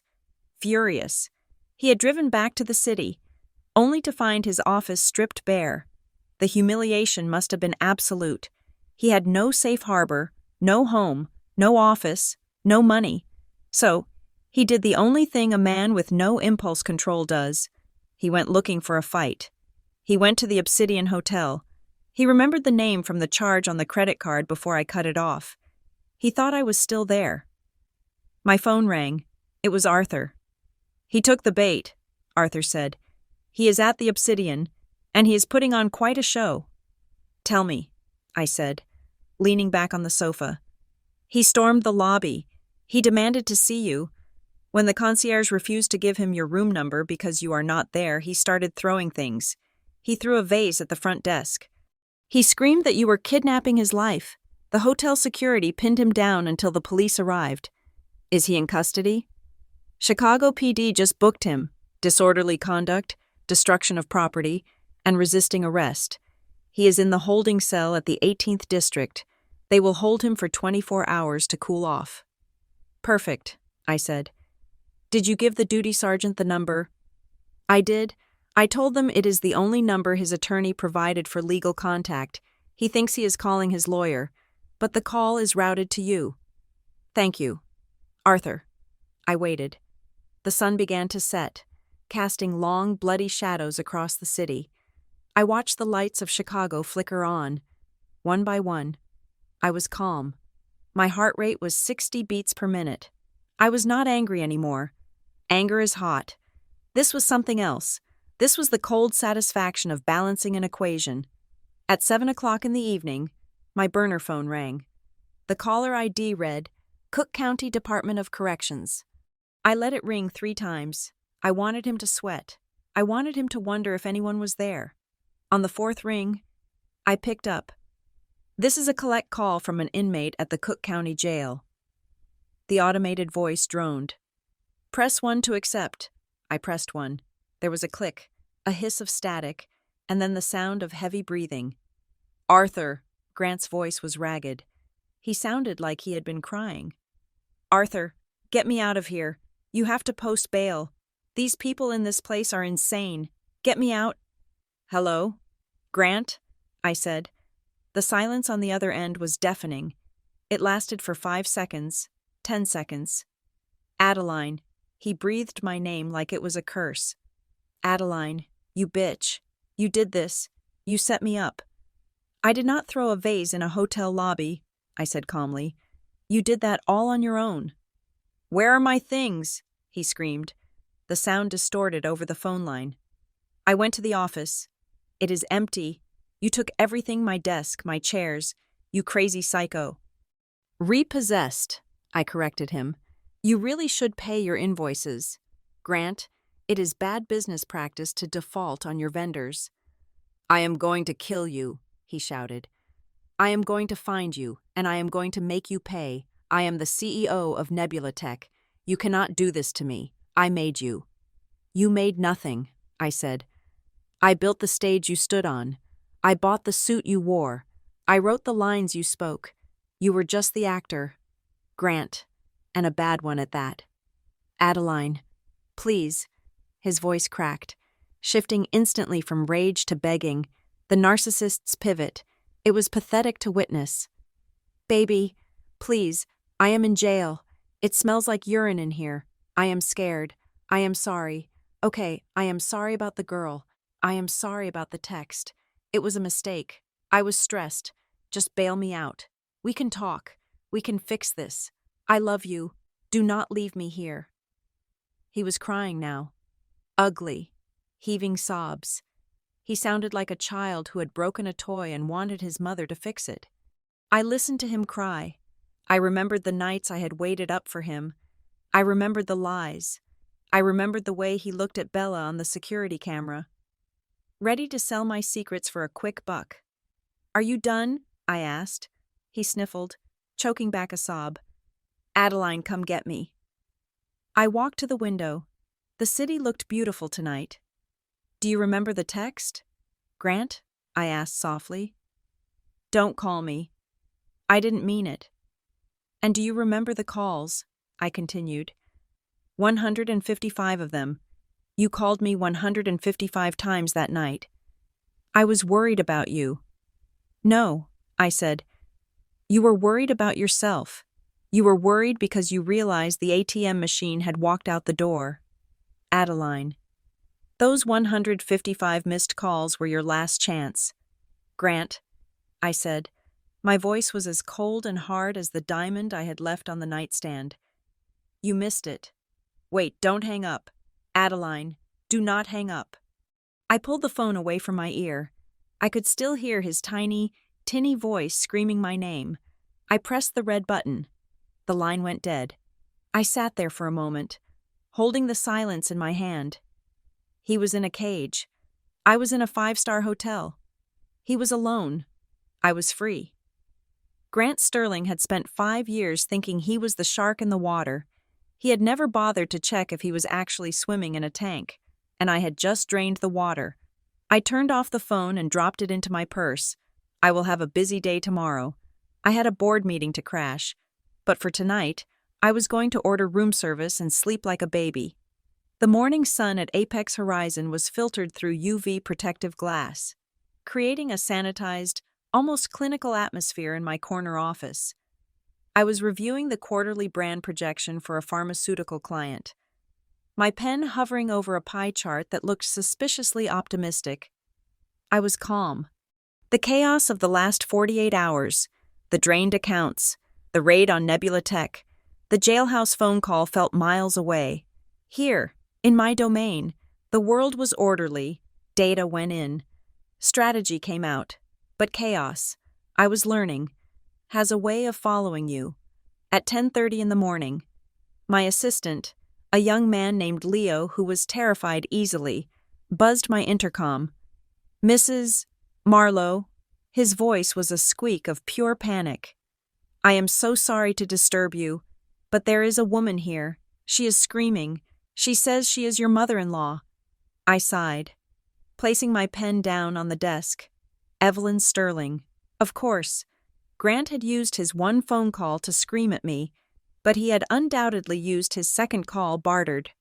Perhaps for a cigarette or a favor inside the holding cell to call Mommy. "Let her in, Leo," I said, "and call security. Tell them to stand by the elevators, but do not intervene unless I give the signal." "Yes, ma'am." A moment later, the double-glass doors of my office swung open. Evelyn Sterling marched in like a general inspecting a losing army. She was a small woman, barely 5 feet tall, but she carried herself with the terrifying energy of a concentrated storm. She was wearing her signature Chanel suit vintage, fraying slightly at the hems because the Sterling family money had dried up years ago, and a string of pearls that she clutched like a rosary. Her face was a mask of furious, trembling powder. "You thief!" she shrieked. The sound cut through the quiet hum of the office. Heads turned in the bullpen outside the glass walls. I saw the marketing team freeze mid-brainstorm. "Good morning, Evelyn," I said, remaining seated. "To what do I owe the pleasure?" "Do not play the ice queen with me. Adeline." She slammed her handbag onto my desk, knocking over a crystal paperweight. "My son is in a cage. My Grant, my baby boy, is sitting in a filthy cell because of you. You locked him out of his own home. You stole his furniture, and now you have him arrested." She leaned over the desk, her eyes wet with tears of rage. "You are a monster. I knew it. I told him when he married you," I said. "She is cold, Grant. She does not love you. She loves your potential. And look at you now, destroying him the moment he hits a rough patch." I looked at her. I saw the delusion. It was a thick, impenetrable wall. Evelyn had spent 35 years enabling Grant. She had cleaned up his messes in kindergarten, paid off his debts in college, and blamed his teachers, his bosses, and his ex-girlfriends for every failure. I was just the latest villain in her narrative of Grant the martyr. "Sit down, Evelyn," I said. "I will not sit down. I want you to drop the charges. I want you to wire the money back to him. He told me everything. He told me you drained the joint account. That is $3 million. Adeline, that is his money." "It was our money," I corrected. "And mostly, it was my money. But that is not why you are here, is it? You are not here because Grant is broke. You are here because you are worried about your money." Evelyn froze. Her mouth opened slightly, then closed. "Grant manages your retirement fund, doesn't he?" I asked softly. I stood up and picked up the remote control for the large presentation screen on the wall. "Grant told you that if you liquidated your frantic savings, the life insurance payout from your late husband, he would invest it in Nebula Tech's Safe Harbor Fund. He promised you a 15% annual return. He told you it was better than the bank." "He is a genius," Evelyn stammered, though the conviction in her voice was wavering. "He is doubling my money. He is taking care of me." "Let us look at the data," I said. I clicked the button. The screen flared to life. I had prepared this slide deck at 4 o'clock this morning. I knew Evelyn would come. She was predictable. The screen displayed a spreadsheet. It was titled Evelyn Sterling Trust, Transaction History. "You gave him $250,000 18 months ago," I said, pointing the laser at the top line. That was every penny you had. Yes. Evelyn lifted her chin. An investment. Look at the withdrawals. Evelyn. I clicked to the next slide. The screen is filled with a list of transactions. None of them were to tech stocks or bonds. Lucky Strike Casino, Las Vegas. $15,000. Porsche Leasing Center, $8,000. Cartier, $12,000. Club Vixen. Gentlemen's Club, $4,000. DraftKings Online, $25,000. The list went on and on. It was a hemorrhage of cash. This is a mistake, Evelyn whispered. She was staring at the screen, her face pale under the rouge. Grant said he sends me statements. The statements show I have $300,000. He forged them, I said brutally. It is easy to make a PDF look real. Evelyn, look at the bottom line. I clicked the remote. The final balance appeared in bold red letters. Current balance. $42.16. He spent it all, I said. He did not invest a dime. He gambled on it. He drank it. He spent it on watches and cars to look successful for his friends, and he spent it on women who are not me. Evelyn gripped the edge of my desk. Her knuckles were white. No, he wouldn't. He loves me. I am his mother. He does everything for me. Does he? I walked around the desk and stood in front of her.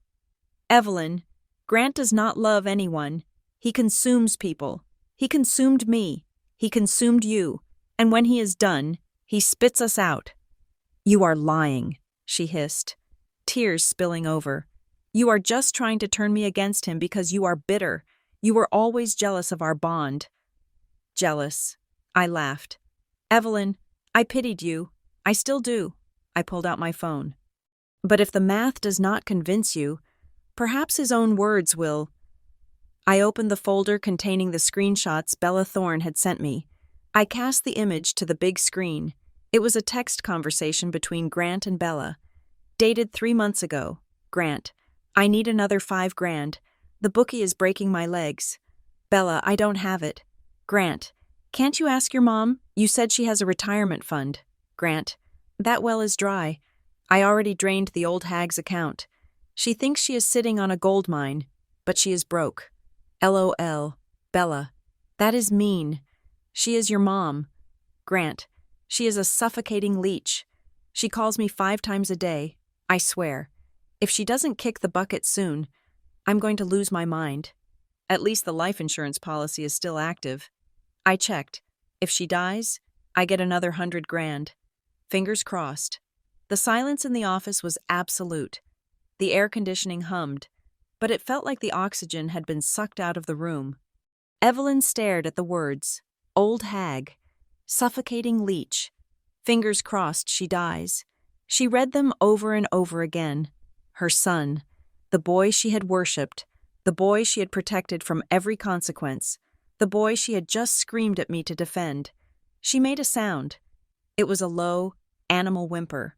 It was the sound of a heart breaking, not cleanly, but shattering into dust. She collapsed into the chair behind her. She did not look at me. She stared at her hands, the pearls around her neck suddenly looking like a noose. Did he write that? She whispered. Yes, I said. He wrote that to his 22-year-old mistress while you were probably knitting him a scarf. Evelyn sat there for 5 minutes. I did not speak. I let the truth settle into her bones. I watched the denial die, replaced by a cold, horrific clarity. Finally, she stood up. She looked 10 years older than when she had walked in. Her shoulders were slumped, but her eyes were hard. They were stones. He is out, she said. Her voice was flat. Excuse me. His bail. I paid the bondsman this morning before I came here. I put my house up as collateral. The only thing I have left. She laughed. A dry, rattling sound. I risked my home to free the man who wants me dead, so he can collect the insurance. You can revoke the bond, I said. No, Evelyn said. She straightened her jacket. She wiped her face with a handkerchief. Let him come out. He has nowhere else to go. He will come to me. He always comes to me when the world hurts him. She walked to the door. She did not look back at me. She did not apologize for calling me a thief. She did not thank me for the truth. Evelyn was not a woman who offered apologies. But as she grabbed the handle, she paused. "You were right about one thing. Adeline," she said, staring at the glass. "He is a consumer, but he just tried to eat the wrong person." She walked out. 8 hours later, at 7 o'clock in the evening, I received an email from the private investigator I had kept on retainer to watch the Sterling family home in Oak Park. Subject surveillance report. 124 Maple Avenue attachment video _file _04.mp4. I sat on the edge of my bed in the hotel room and clicked the file. The video was grainy, shot from a car parked across the street, but the audio was clear. A taxi pulled up to the curb of the small, tidy brick house where Grant grew up. Grant stepped out. He looked like a wreck. He was wearing the same clothes he had been arrested in, the wrinkled suit, now stained and disheveled. He hadn't shaved in 2 days. He looked exhausted, defeated, but there was a glimmer of hope in his posture. He was home. Mommy would fix it. Mommy always had soup and a warm bed. He walked up the path and tried the front door. It was locked. He rang the doorbell. Once, twice. "Mom," he called out. "Mom, it's me. Open up. I forgot my keys." The door opened. Evelyn stood there. She was not wearing her suit. She was wearing a housecoat. She looked small, but she blocked the doorway like a bouncer. "Mom, thank God," Grant said, trying to step inside. "You have no idea what I have been through. Adeline is insane. She—" "Stop," Evelyn said. Grant froze. "What?" "Do not say her name," Evelyn said. Her voice carried across the lawn. "And do not step foot in this house." "Mom, what are you talking about? It's me, Grant. I need a shower. You need money," Evelyn cut him off. "You need a place to hide. You need a victim." She reached behind the door and threw something at him. It was a suitcase, his old college duffel bag. It hit him in the chest and fell to the grass. "Mom?" Grant looked at her, genuinely confused. This was not in the script. The script said she hugged him and told him the world was mean. "I saw the texts, Grant," Evelyn said. Grant went still. "What texts?" "The ones to the girl. The ones where you called me a hag. The ones where you hoped I would die so you could get the insurance money." "Mom, no, that's Adeline made that up. She photoshopped it." "Do not lie to me," Evelyn screamed. It was a primal sound. "I checked the bank. Grant, I went to the bank this afternoon. The account is empty. $42. You stole my life. You ungrateful parasite." Grant stepped back, his hands raised. "Mom, listen. It was an investment. It's just the market is down. I can earn it back. I just need time." "You have no time," Evelyn yelled. "And you have no mother. Get off my porch. Get off my property before I call the police and tell them you are trespassing." "You wouldn't," Grant sneered. The mask slipped. The scared boy vanished, replaced by the nasty, cornered narcissist. "You wouldn't call the cops on me. You are pathetic without me." Evelyn slammed the door in his face. The sound echoed like a gunshot. Grant stood there for a moment, staring at the wood.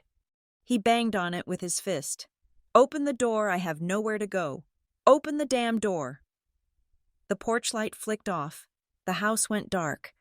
Grant stood alone on the lawn in the gathering dusk. He kicked the duffel bag. He looked around the street, checking if the neighbors were watching. They were. Curtains were twitching in the house next door. He picked up the bag. He looked at the house one last time, the house that had been his safety net for 35 years, and realized the net was gone. He turned and walked down the driveway, his shoulders hunched, disappearing into the shadows of the suburban street. I stopped the video. I placed the laptop on the nightstand. I should have felt triumphant. I had successfully turned his greatest ally against him. I had stripped him of his last refuge. But I did not feel triumph.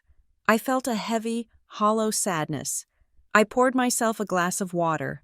Grant Sterling was a man who had been given everything love, money, support, loyalty. And he had treated it all like kindling to keep himself warm. Now, the fire was out, and he was standing in the ashes, wondering why it was so cold. "You did this to yourself," I whispered to the empty room. I turned off the lamp. "Tomorrow, the endgame will begin. But tonight, I mourned the family that never really existed." The underground parking structure of the Langham Hotel was a cavern of concrete and shadows. It smelled of gasoline, damp earth, and the expensive leather of the cars resting in their assigned stalls. It was 11 o'clock at night. I had just finished a strategy dinner with the acquisitions team from a rival firm, a meeting I took solely to stoke the rumors that I was selling Nebula Tech's intellectual property for parts. My heels clicked against the epoxy floor. The sound was sharp, rhythmic, and solitary. I was not afraid of the dark. Darkness is simply a lack of data. If you have the right sensors, the darkness reveals everything. I reached for the handle of my rental car, a sleek black sedan that was far less conspicuous than my Aston Martin. As my fingers brushed the cold metal, a shadow detached itself from the concrete pillar to my left. "Don't move," a voice rasped. "Do not make a sound. Adeline." I froze. I did not turn around immediately. I recognized the voice, but it was distorted. It lacked the smooth baritone cadence that had charmed venture capitalists and seduced interns. It was thin, jagged, and trembling. I turned slowly. Grant Sterling stood 5 feet away from me. He looked like a man who had been chewed up by the city and spat out onto the concrete. His suit, the navy blue Hugo Boss he had worn to get arrested, was stained with sweat and dirt. His shirt was unbuttoned at the collar, revealing a neck that looked too thin. His face was covered in a patchy stubble, and his eyes were wide, bloodshot, and frantic.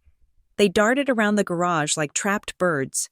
In his right hand, he held a knife. It was not a weapon of war.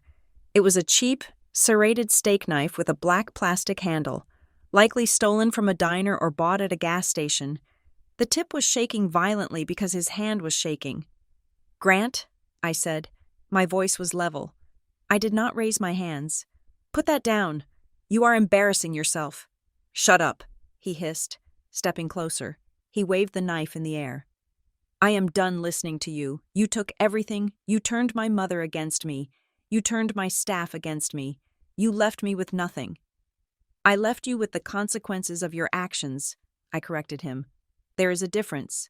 I said, "Shut up." He lunged forward a step, the knife slashing through the empty air. "Get in the car. Open your laptop. You are going to transfer the money back. All of it.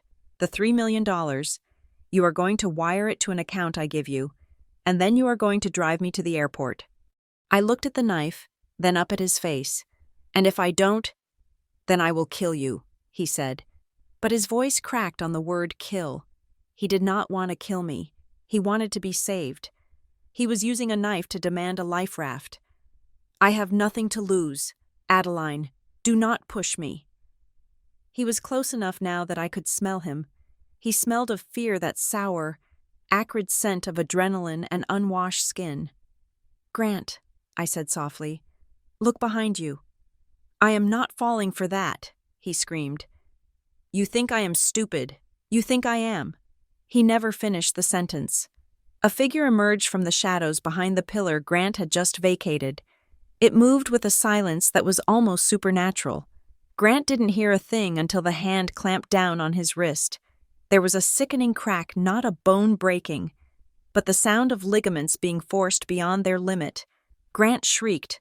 Dropping the knife, it clattered onto the concrete floor.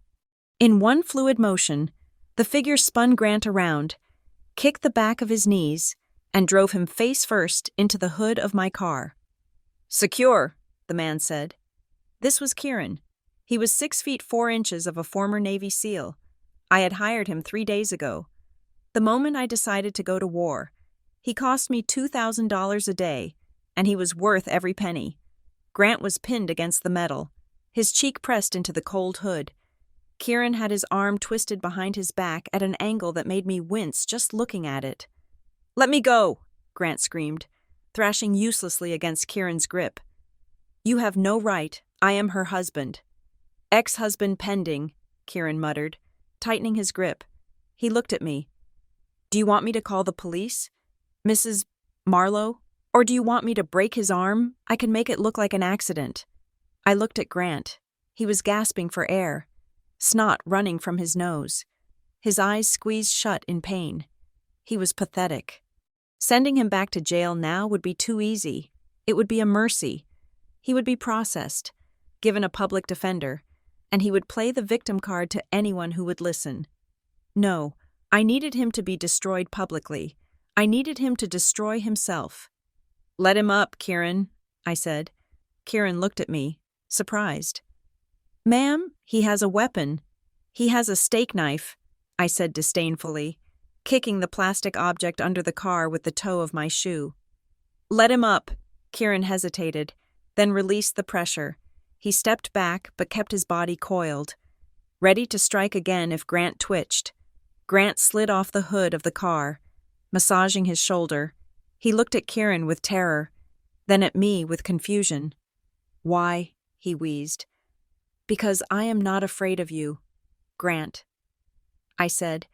I took a step closer to him. Look at you. You are threatening a woman with a piece of cutlery in a parking garage. Is this the visionary CEO? Is this a disruptive genius? Grant straightened his jacket, trying to salvage some shred of dignity. I did what I had to do. You backed me into a corner. I am going to give you a way out, I said. His eyes snapped to mine. What? The shareholder meeting, I said. It is tomorrow morning at 9 o'clock. The board is meeting to vote on a motion of no confidence and to dissolve the company. I know, he spat. You set it up. I did, I agreed. But here is my offer. Come to the meeting. I will put you on the agenda. You will have 10 minutes. 10 minutes to stand at the podium and convince the investors that you are still the man to lead Nebula Tech. If you can sell them on your vision, if you can convince them that this was all just a misunderstanding and that the company is solvent, then I will step down. Grant stared at me. The gears in his head were turning. I could see the narcissism rising like a phoenix from the ashes of his desperation. He didn't hear trap. He heard chance. He believed he was the greatest salesman on earth. He believed he could talk a starving dog out of a bone. You mean it? He asked. If I win the vote, will you walk away? You unlock the accounts. If you win the vote, I lied smoothly. I will return everything, the money, the house, the company. I saw the light return to his eyes. It was the manic gleam of a gambler who thinks he just saw the dealer blink. I can do it, he whispered. I can convince them. They love me. They invested in me. Then go, I said. Go get a shower. Get a shave. Find a new suit. You look like a vagrant. If you walk into that boardroom looking like this, you will lose before you open your mouth. I reached into my purse and pulled out a roll of cash. $500. I tossed it at his feet. Consider this a seed investment, I said. Grant looked at the money on the floor. For a second, I thought he might have enough pride to leave it. But pride is a luxury for the solvent. He crouched down and snatched up the bills. You will regret this, he said, standing up, clutching the cash. When I get the company back, Adeline, I am going to ruin you. I am going to sue you for everything you have. I look forward to it, I said. 9 o'clock. Don't be late. He turned and ran. He did not look back. He ran toward the exit ramp, disappearing into the night. Fueled by the delusion I had just fed him, Kieran watched him go, then looked at me. You know he's going to come back harder, right? You just armed a bomb. No, Kieran, I said, opening my car door. I just guided the bomb to the right coordinates. Get in. We have a meeting to prepare for. The rest of the night was a blur of calculated activity. I returned to my hotel suite and called Arthur. He took the bait, I said. He is coming to the meeting. Is he insane? Arthur asked. Does he not realize?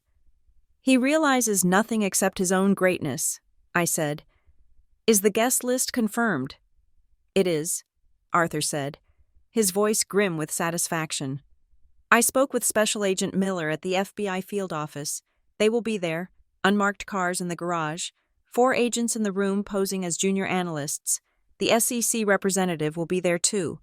And I have arranged for Bella and Margaret to be in the adjoining room, ready to enter on cue. Good, I said. Make sure the projector is working. I have a presentation to give. Adeline, Arthur paused. You are enjoying this, aren't you? Enjoyment implies pleasure. Arthur, I said, pouring myself a glass of red wine. This is not pleasure. This is sanitation. I am cleaning up a mess. I hung up. I walked out onto the balcony of the hotel. The wind off Lake Michigan was biting, cold enough to freeze breath in the lungs. I wrapped my cashmere shawl tighter around my shoulders. Somewhere in this city. Grant was preparing. I could imagine it perfectly. He was in a cheap motel room, maybe the Super 8 near the airport. He was standing in front of a cracked mirror, shaving off the stubble with a disposable razor. He was splashing cold water on his face, staring at his own reflection, giving himself a pep talk.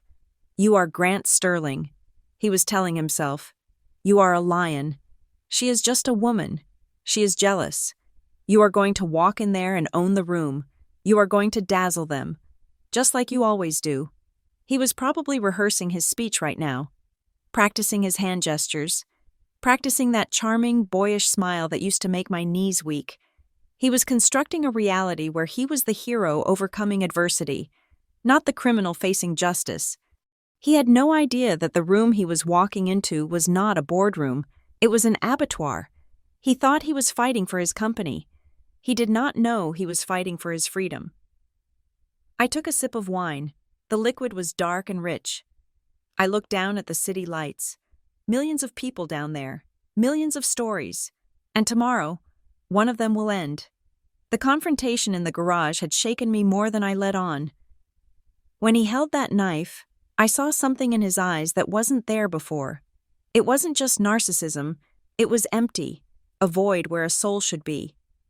He was willing to hurt me physically, hurt me for money. That was the final confirmation. The last shred of doubt. The tiny voice that whispered, maybe he is just sick. Maybe he can be helped. Was silenced forever. He had brought a knife to a gunfight. I looked at my watch. It was 2:00 in the morning. 7 hours until the curtain went up. Sleep well, Grant, I whispered to the wind. Dream of victory.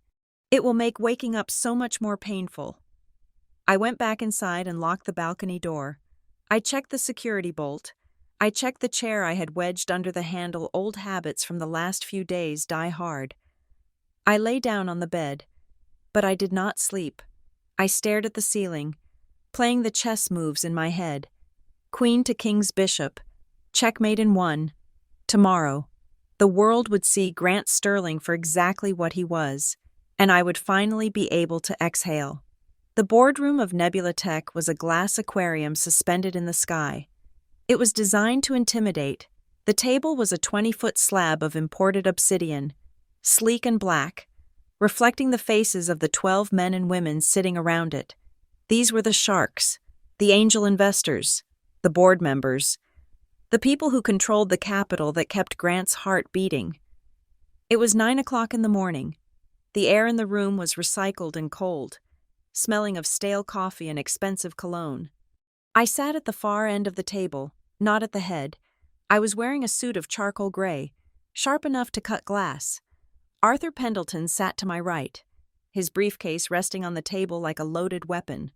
To my left sat 3 men in cheap suits who looked out of place among the Italian wool and silk ties of the board members.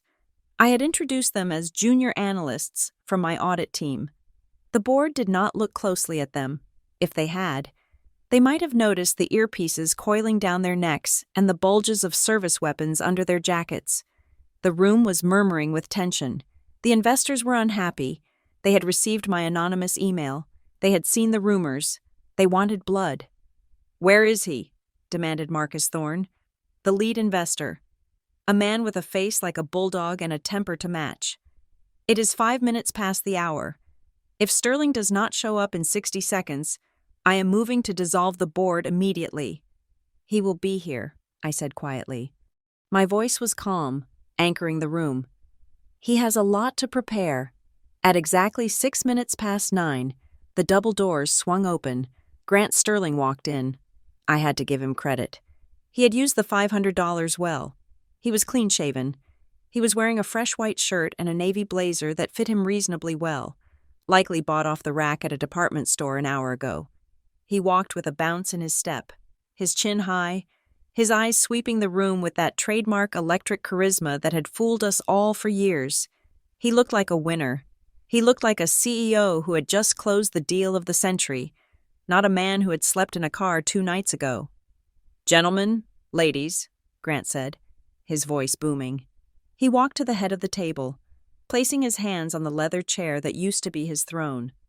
"I apologize for the delay. I have been handling a crisis." He looked at me. His eyes were hard, triumphant. He thought he had me.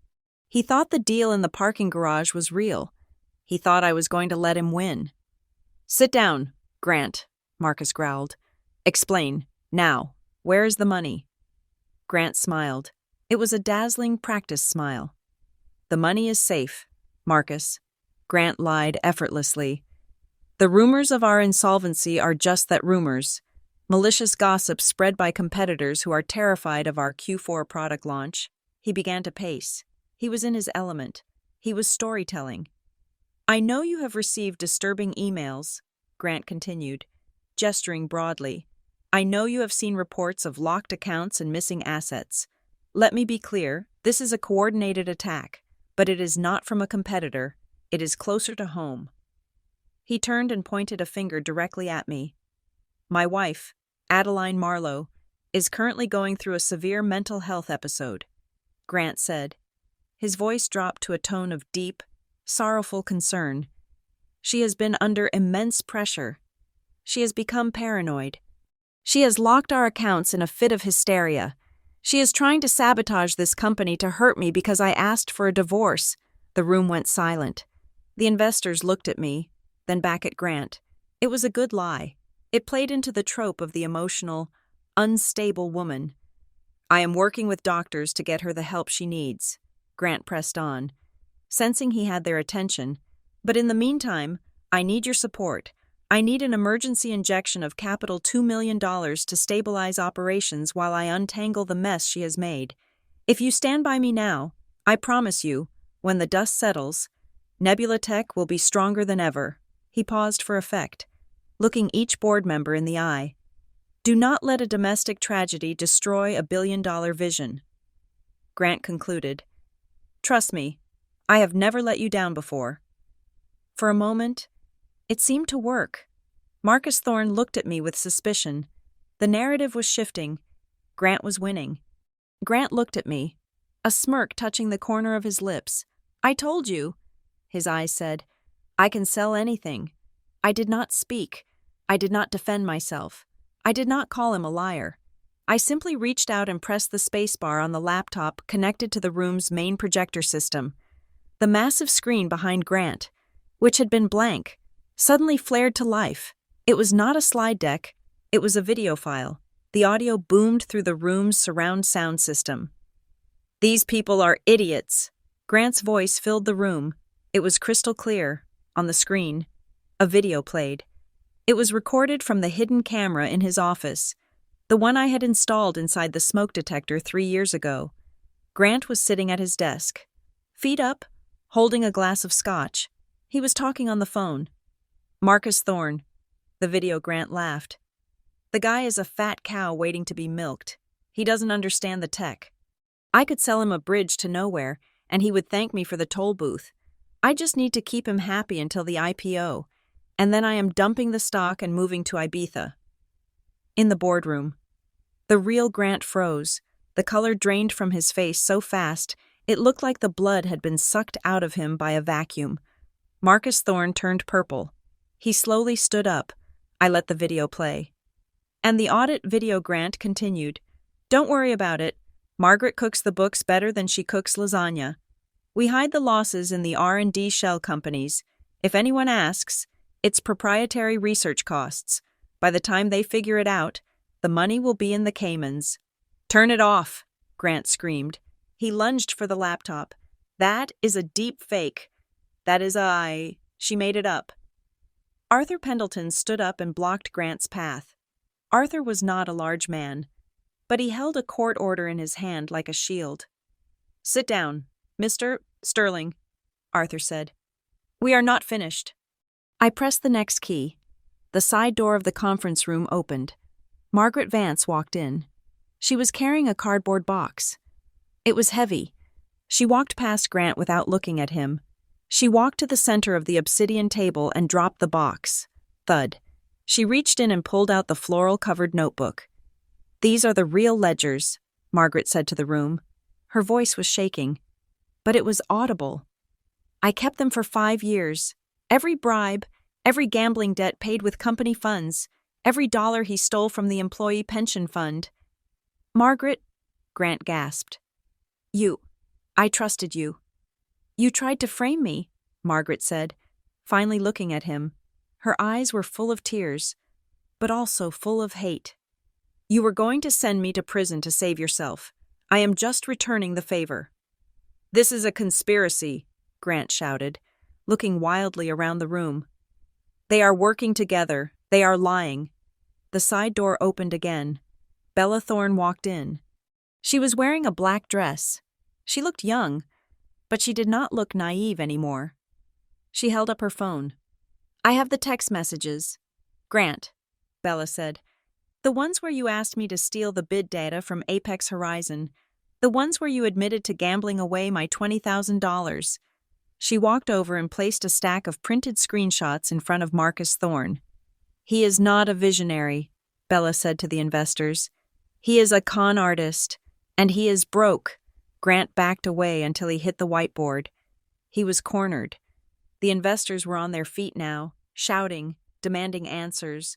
The room was a cacophony of rage. "Adeline," Grant screamed over the noise. "Adeline, stop this. Tell them we had a deal." I stood up. The room went quiet. They wanted to hear the executioner speak. "We did have a deal, Grant," I said. "I told you that if you could convince them, I would let you go. But you didn't convince them. The truth did."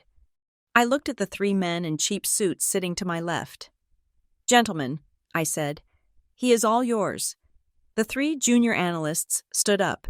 They reached into their jackets and pulled out their badges. They hung them around their necks. Gold shields, Federal Bureau of Investigation. "Grant Sterling," the lead agent said, his voice cutting through the air like a knife. "I am Special Agent Miller with the FBI Financial Crimes Division. You are under arrest for wire fraud, securities fraud, embezzlement, and corporate espionage." The back doors of the conference room burst open.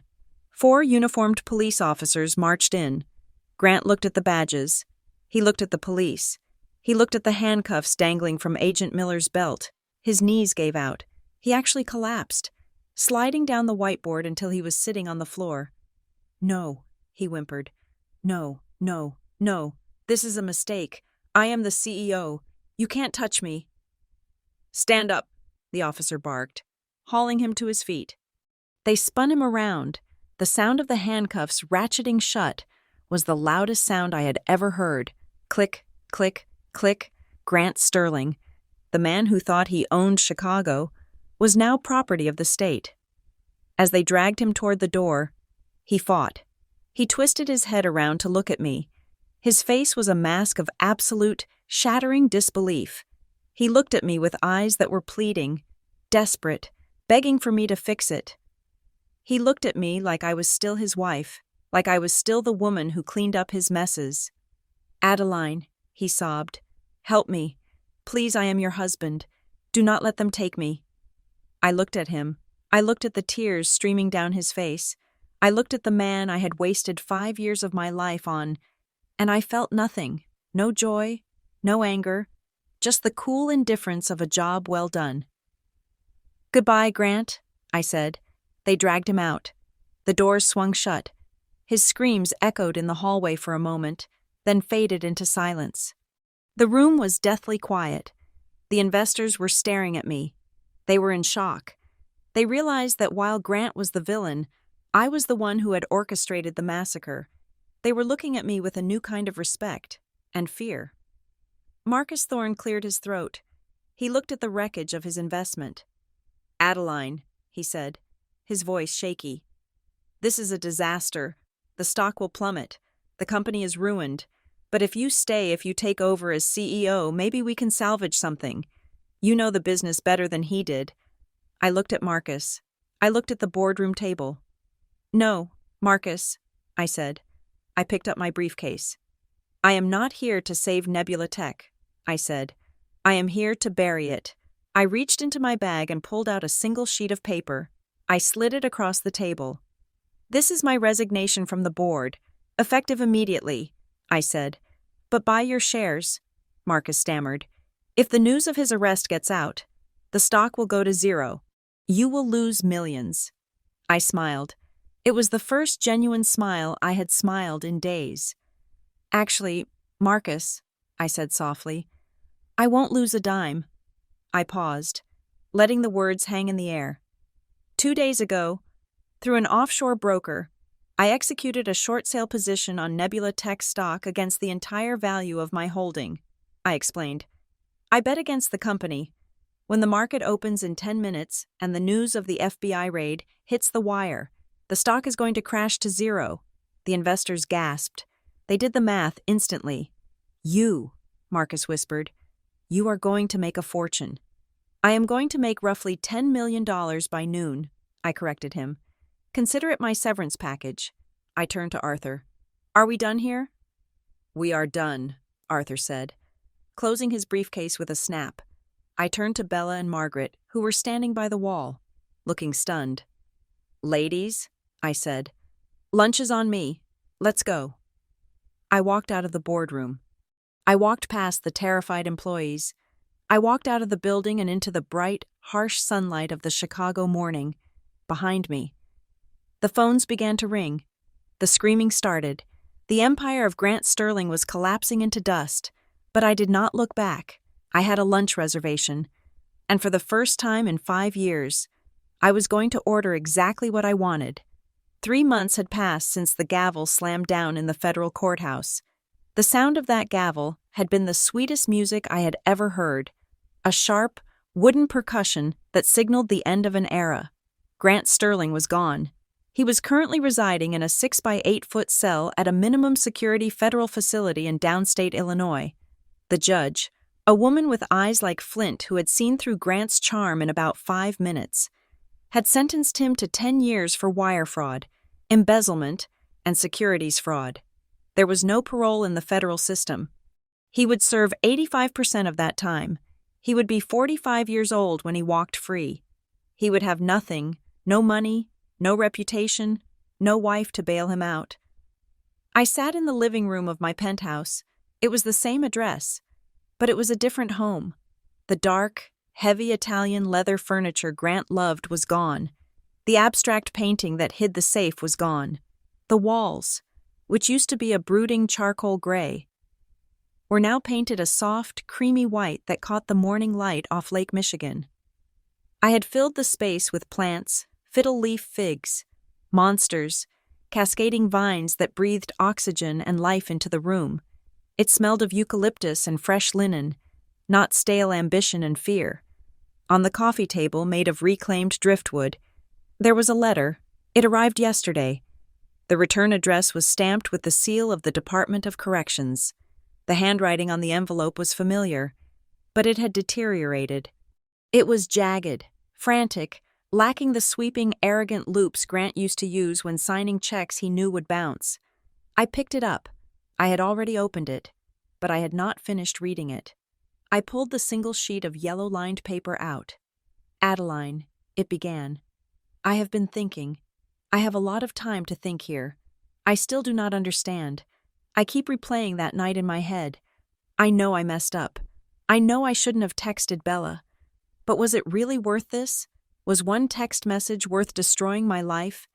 Was it worth sending your husband to prison? You were so cruel.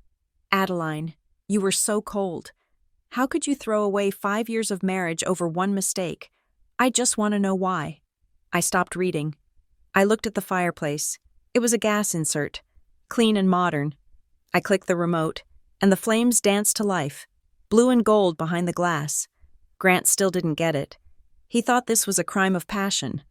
He thought I was a scorned woman who had snapped in a moment of hysterical jealousy. He thought the punishment outweighed the crime because he still viewed his infidelity as a minor clerical error, not a fundamental breach of reality. "One text," I whispered to the empty room. I stood up and walked to the fireplace. I held the letter by the corner. I watched the fire distort the air around it. It wasn't about the text. The text was just the period at the end of a very long, very painful sentence. It wasn't about Bella. It wasn't even about the money. It was about the 5 years I had spent shrinking myself so he could feel big. It was about the way I stopped wearing heels because he said they made me look too tall. It was about the way I stopped correcting his grammar in public because he said it humiliated him. It was about the way I had slowly, methodically erased Adeline Marlowe to make room for Mrs. Grant Sterling. He asked why I was so cruel. He did not understand that my cruelty was just a reflection of his own neglect, magnified and directed back at him with laser precision. I tossed the letter into the fire. The paper curled instantly, browning at the edges before bursting into a bright orange flame. I watched his handwriting turn to ash. I watched his questions disappear up the flue. I did not feel sad. I felt light. The elevator chimed. I turned as the doors opened. Bella walked in. She looked different, too. The terrified intern in the hoodie was gone. In her place was a young woman wearing a tailored blazer and jeans, carrying a portfolio. She looked confident. She looked like she had survived a war and learned how to use a weapon. "Hey," she said, dropping her bag on one of the new white armchairs. "The contractors are finished with the Lincoln Park project. I brought the final photos. The client is going to lose her mind. It looks incredible." "Good," I said, smiling. "Did you make sure the lighting in the master bath is flattering? She specifically asked for that." "Of course. Everyone looks like a movie star in that mirror now." Bella walked over to the kitchen island where I had set out a pot of tea. She poured herself a cup and looked at the fireplace, where the last embers of the letter were fading. "Was that him?" she asked. "Yes," I said, begging for forgiveness, asking for an explanation. Bella shook her head, blowing on her tea. "He never was very bright. Was he for a genius? He really missed the obvious." She leaned against the counter, looking at me with a curiosity that had been building for months. We had become unlikely friends, bound by the trauma of the same man, but also by a newfound respect. I had hired her 3 weeks ago. She had an eye for design, and she needed a fresh start. "Adeline," Bella said, "can I ask you something? Something I have been wondering since that night at the police station."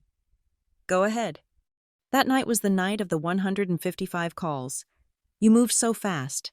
You drained the accounts. You locked the house. You had the legal papers ready.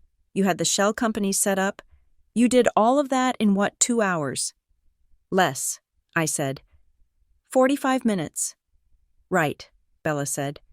45 minutes. I know you are smart. I know you are a strategist. But nobody is that fast. You cannot set up an offshore trust in the Cayman Islands in 45 minutes. The paperwork alone takes weeks." She looked at me, her eyes narrowing slightly. "You knew," she stated. "You didn't just find out when you got that text. You knew before." I picked up my teacup. I walked to the window and looked out at the city. The skyline was jagged and beautiful, a testament to human resilience. "I knew about you 2 years ago, Bella," I said softly. I heard the porcelain cup clatter onto the saucer behind me. 2 years?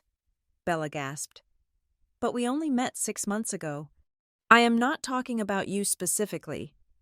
I turned back to face her. "I am talking about the pattern. 2 years ago, I found a receipt in his jacket pocket. It was for a diamond bracelet. I never received a diamond bracelet. I hired a private investigator the next day." I took a sip of tea. The memory was no longer painful. It was just a fact, cold and hard. He was seeing a flight attendant then. Her name was Jessica. It lasted 3 months. Then there was a personal trainer. Then a marketing consultant. You were number 4. Bella. Bella looked sick. And you stayed for 2 years. Why? Because if I had left him then, I would have lost, I said simply. We had no prenuptial agreement regarding infidelity that was enforceable without concrete. Undeniable proof of financial misconduct. If I had divorced him 2 years ago, he would have taken half my assets. He would have taken half of this apartment. He would have walked away with millions of dollars of my money to fund his gambling addiction. I walked over to the table and touched the leaves of a fern. I am a brand strategist, Bella. I do not react to a crisis. I manage it. So, I waited. I played the role of the loving wife. I cooked his dinners. I ironed his shirts. And while he was sleeping, I was moving money. I was setting up the Nemesis Holdings shell company. I was drafting the legal clauses with Arthur. I was short-selling the stock. I was building a trapdoor under his feet. And I was waiting for him to stand on the X. The text, Bella whispered. The text was the X. Exactly, Beau, I said. I knew he would slip up eventually. He is arrogant. Arrogance breeds sloppiness. When that text came through, "You're not my property," it wasn't a tragedy. It was the signal. It was the green light I had been waiting for 2 years to see. Bella stared at me. She looked a little frightened, but mostly, she looked impressed. You are terrifying, she said. I am prepared, I corrected. There is a difference. So, Bella said, a slow smile spreading across her face. You didn't just beat him. You let him dig his own grave for 2 years, and then you handed him the shovel. I even paid for the shovel. I laughed. $500 in a parking garage. We both laughed. It was a good sound. It cleansed the room. Come on, I said, grabbing my coat. We have work to do. The new office furniture is arriving today. We left the penthouse. We did not look back. I have started a new company. It was called Phoenix Interiors. It was a boutique design firm with a very specific niche. We specialized in reclaiming spaces for women who had just gone through high-conflict divorces. We took homes that were filled with bad memories and turned them into sanctuaries of self-love. Business was booming. It turned out, there were a lot of women in Chicago who needed to burn their pasts and paint over the smoke damage. That evening, after a long day at the new office, I went to an art gallery opening in the West Loop. The artist was a sculptor who worked with shattered glass, reassembling broken shards into beautiful, light-catching forms. It felt appropriate. I was standing in front of a piece titled Resilience, sipping a glass of sparkling water. When a man stood next to me, he was tall, wearing a tweed jacket that looked comfortable rather than expensive. He had salt and pepper hair and kind eyes that crinkled at the corners. He was looking at the sculpture with genuine intensity, not the feigned interest of someone trying to network. It looks dangerous, he said softly, but if you look closely, the edges are all sanded down. You can touch it without bleeding. I looked at him. That takes a lot of time, I said. To sand down every sharp edge. It does, he agreed, turning to look at me. But the result is something you can live with, something that catches the light instead of cutting you. I am Adeline, I said, extending my hand. Julian, he replied, taking it. His grip was warm and firm. I am an architect. I build things. I am a designer, I said. I fix things. A perfect match, he smiled. Would you like to get dinner? Adeline. There is a quiet Italian place around the corner. They make their own pasta. I hesitated. The old Adeline, the one who managed Grant's ego, would have calculated the risks. She would have wondered if he was wealthy enough, if he was connected enough, if he would look good in a photo. The new Adeline just checked one thing. I looked at his hands. He was not holding a phone. In fact, throughout our entire conversation, he had not checked his pocket once. He was present. He was right here, in this moment, looking at me, not through me. I would love to, I said. We walked to the restaurant. We sat at a corner table. We talked about art, about architecture. about the way the light hits the lake in October. We did not talk about ex-husbands or prison sentences. Halfway through the risotto, my phone vibrated in my purse. I pulled it out. It was a number I did not recognize. For a second, the old reflex kicked in. The adrenaline, the fear. Was it Grant? Was it his mother? Was it a reporter? Julian stopped eating. He looked at the phone, then at me. He didn't ask who it was. He just waited, giving me the space to decide. I looked at the screen. The number was flashing, demanding my attention. It was the world trying to intrude. It was the noise trying to drown out the signal. I looked at Julian. He was patient. He was calm. I looked at the phone one last time. I smiled. I pressed the power button on the side of the phone and held it down. Slide to power off. I slid my finger across the screen. The device went black. The vibration stopped. The connection was severed. I dropped the phone back into my purse and zipped it shut. "Everything okay?" Julian asked. "Perfect," I said. "I am just not available right now." "Good," Julian said, lifting his glass. "To be unavailable." "To freedom," I whispered, clinking my glass against his. We finished dinner. We walked out into the cool night air. The city was alive around us, buzzing with energy, with traffic, with a million missed calls and text messages flying through the invisible networks above our heads. But I was not part of that network anymore. I walked down the street, the wind catching my hair. I felt the pavement under my boots. I felt the cold air in my lungs. I felt the warmth of the dinner and the promise of a new conversation. I was not Mrs. Sterling. I was not a victim. I was not a scorned wife. I was Adeline Marlowe. And for the first time in 5 years, the only voice I could hear was my own. Thank you so much for listening to my story. It has been a journey of fire and ice, and I hope you found some satisfaction in seeing justice served. I would love to know where you are tuning in from. Are you listening from a busy subway in New York, a quiet cafe in London, or maybe from the comfort of your own home in Sydney? Please comment down below and let me know. I love connecting with you all. And if you enjoyed seeing Adeline reclaim her life, please consider subscribing to the Scarlet Revenge Stories channel, hitting that like button, and smashing the hype button to help this story reach more people who might need a reminder that they are strong enough to walk away. Stay safe, stay strong, and never let anyone treat you like property.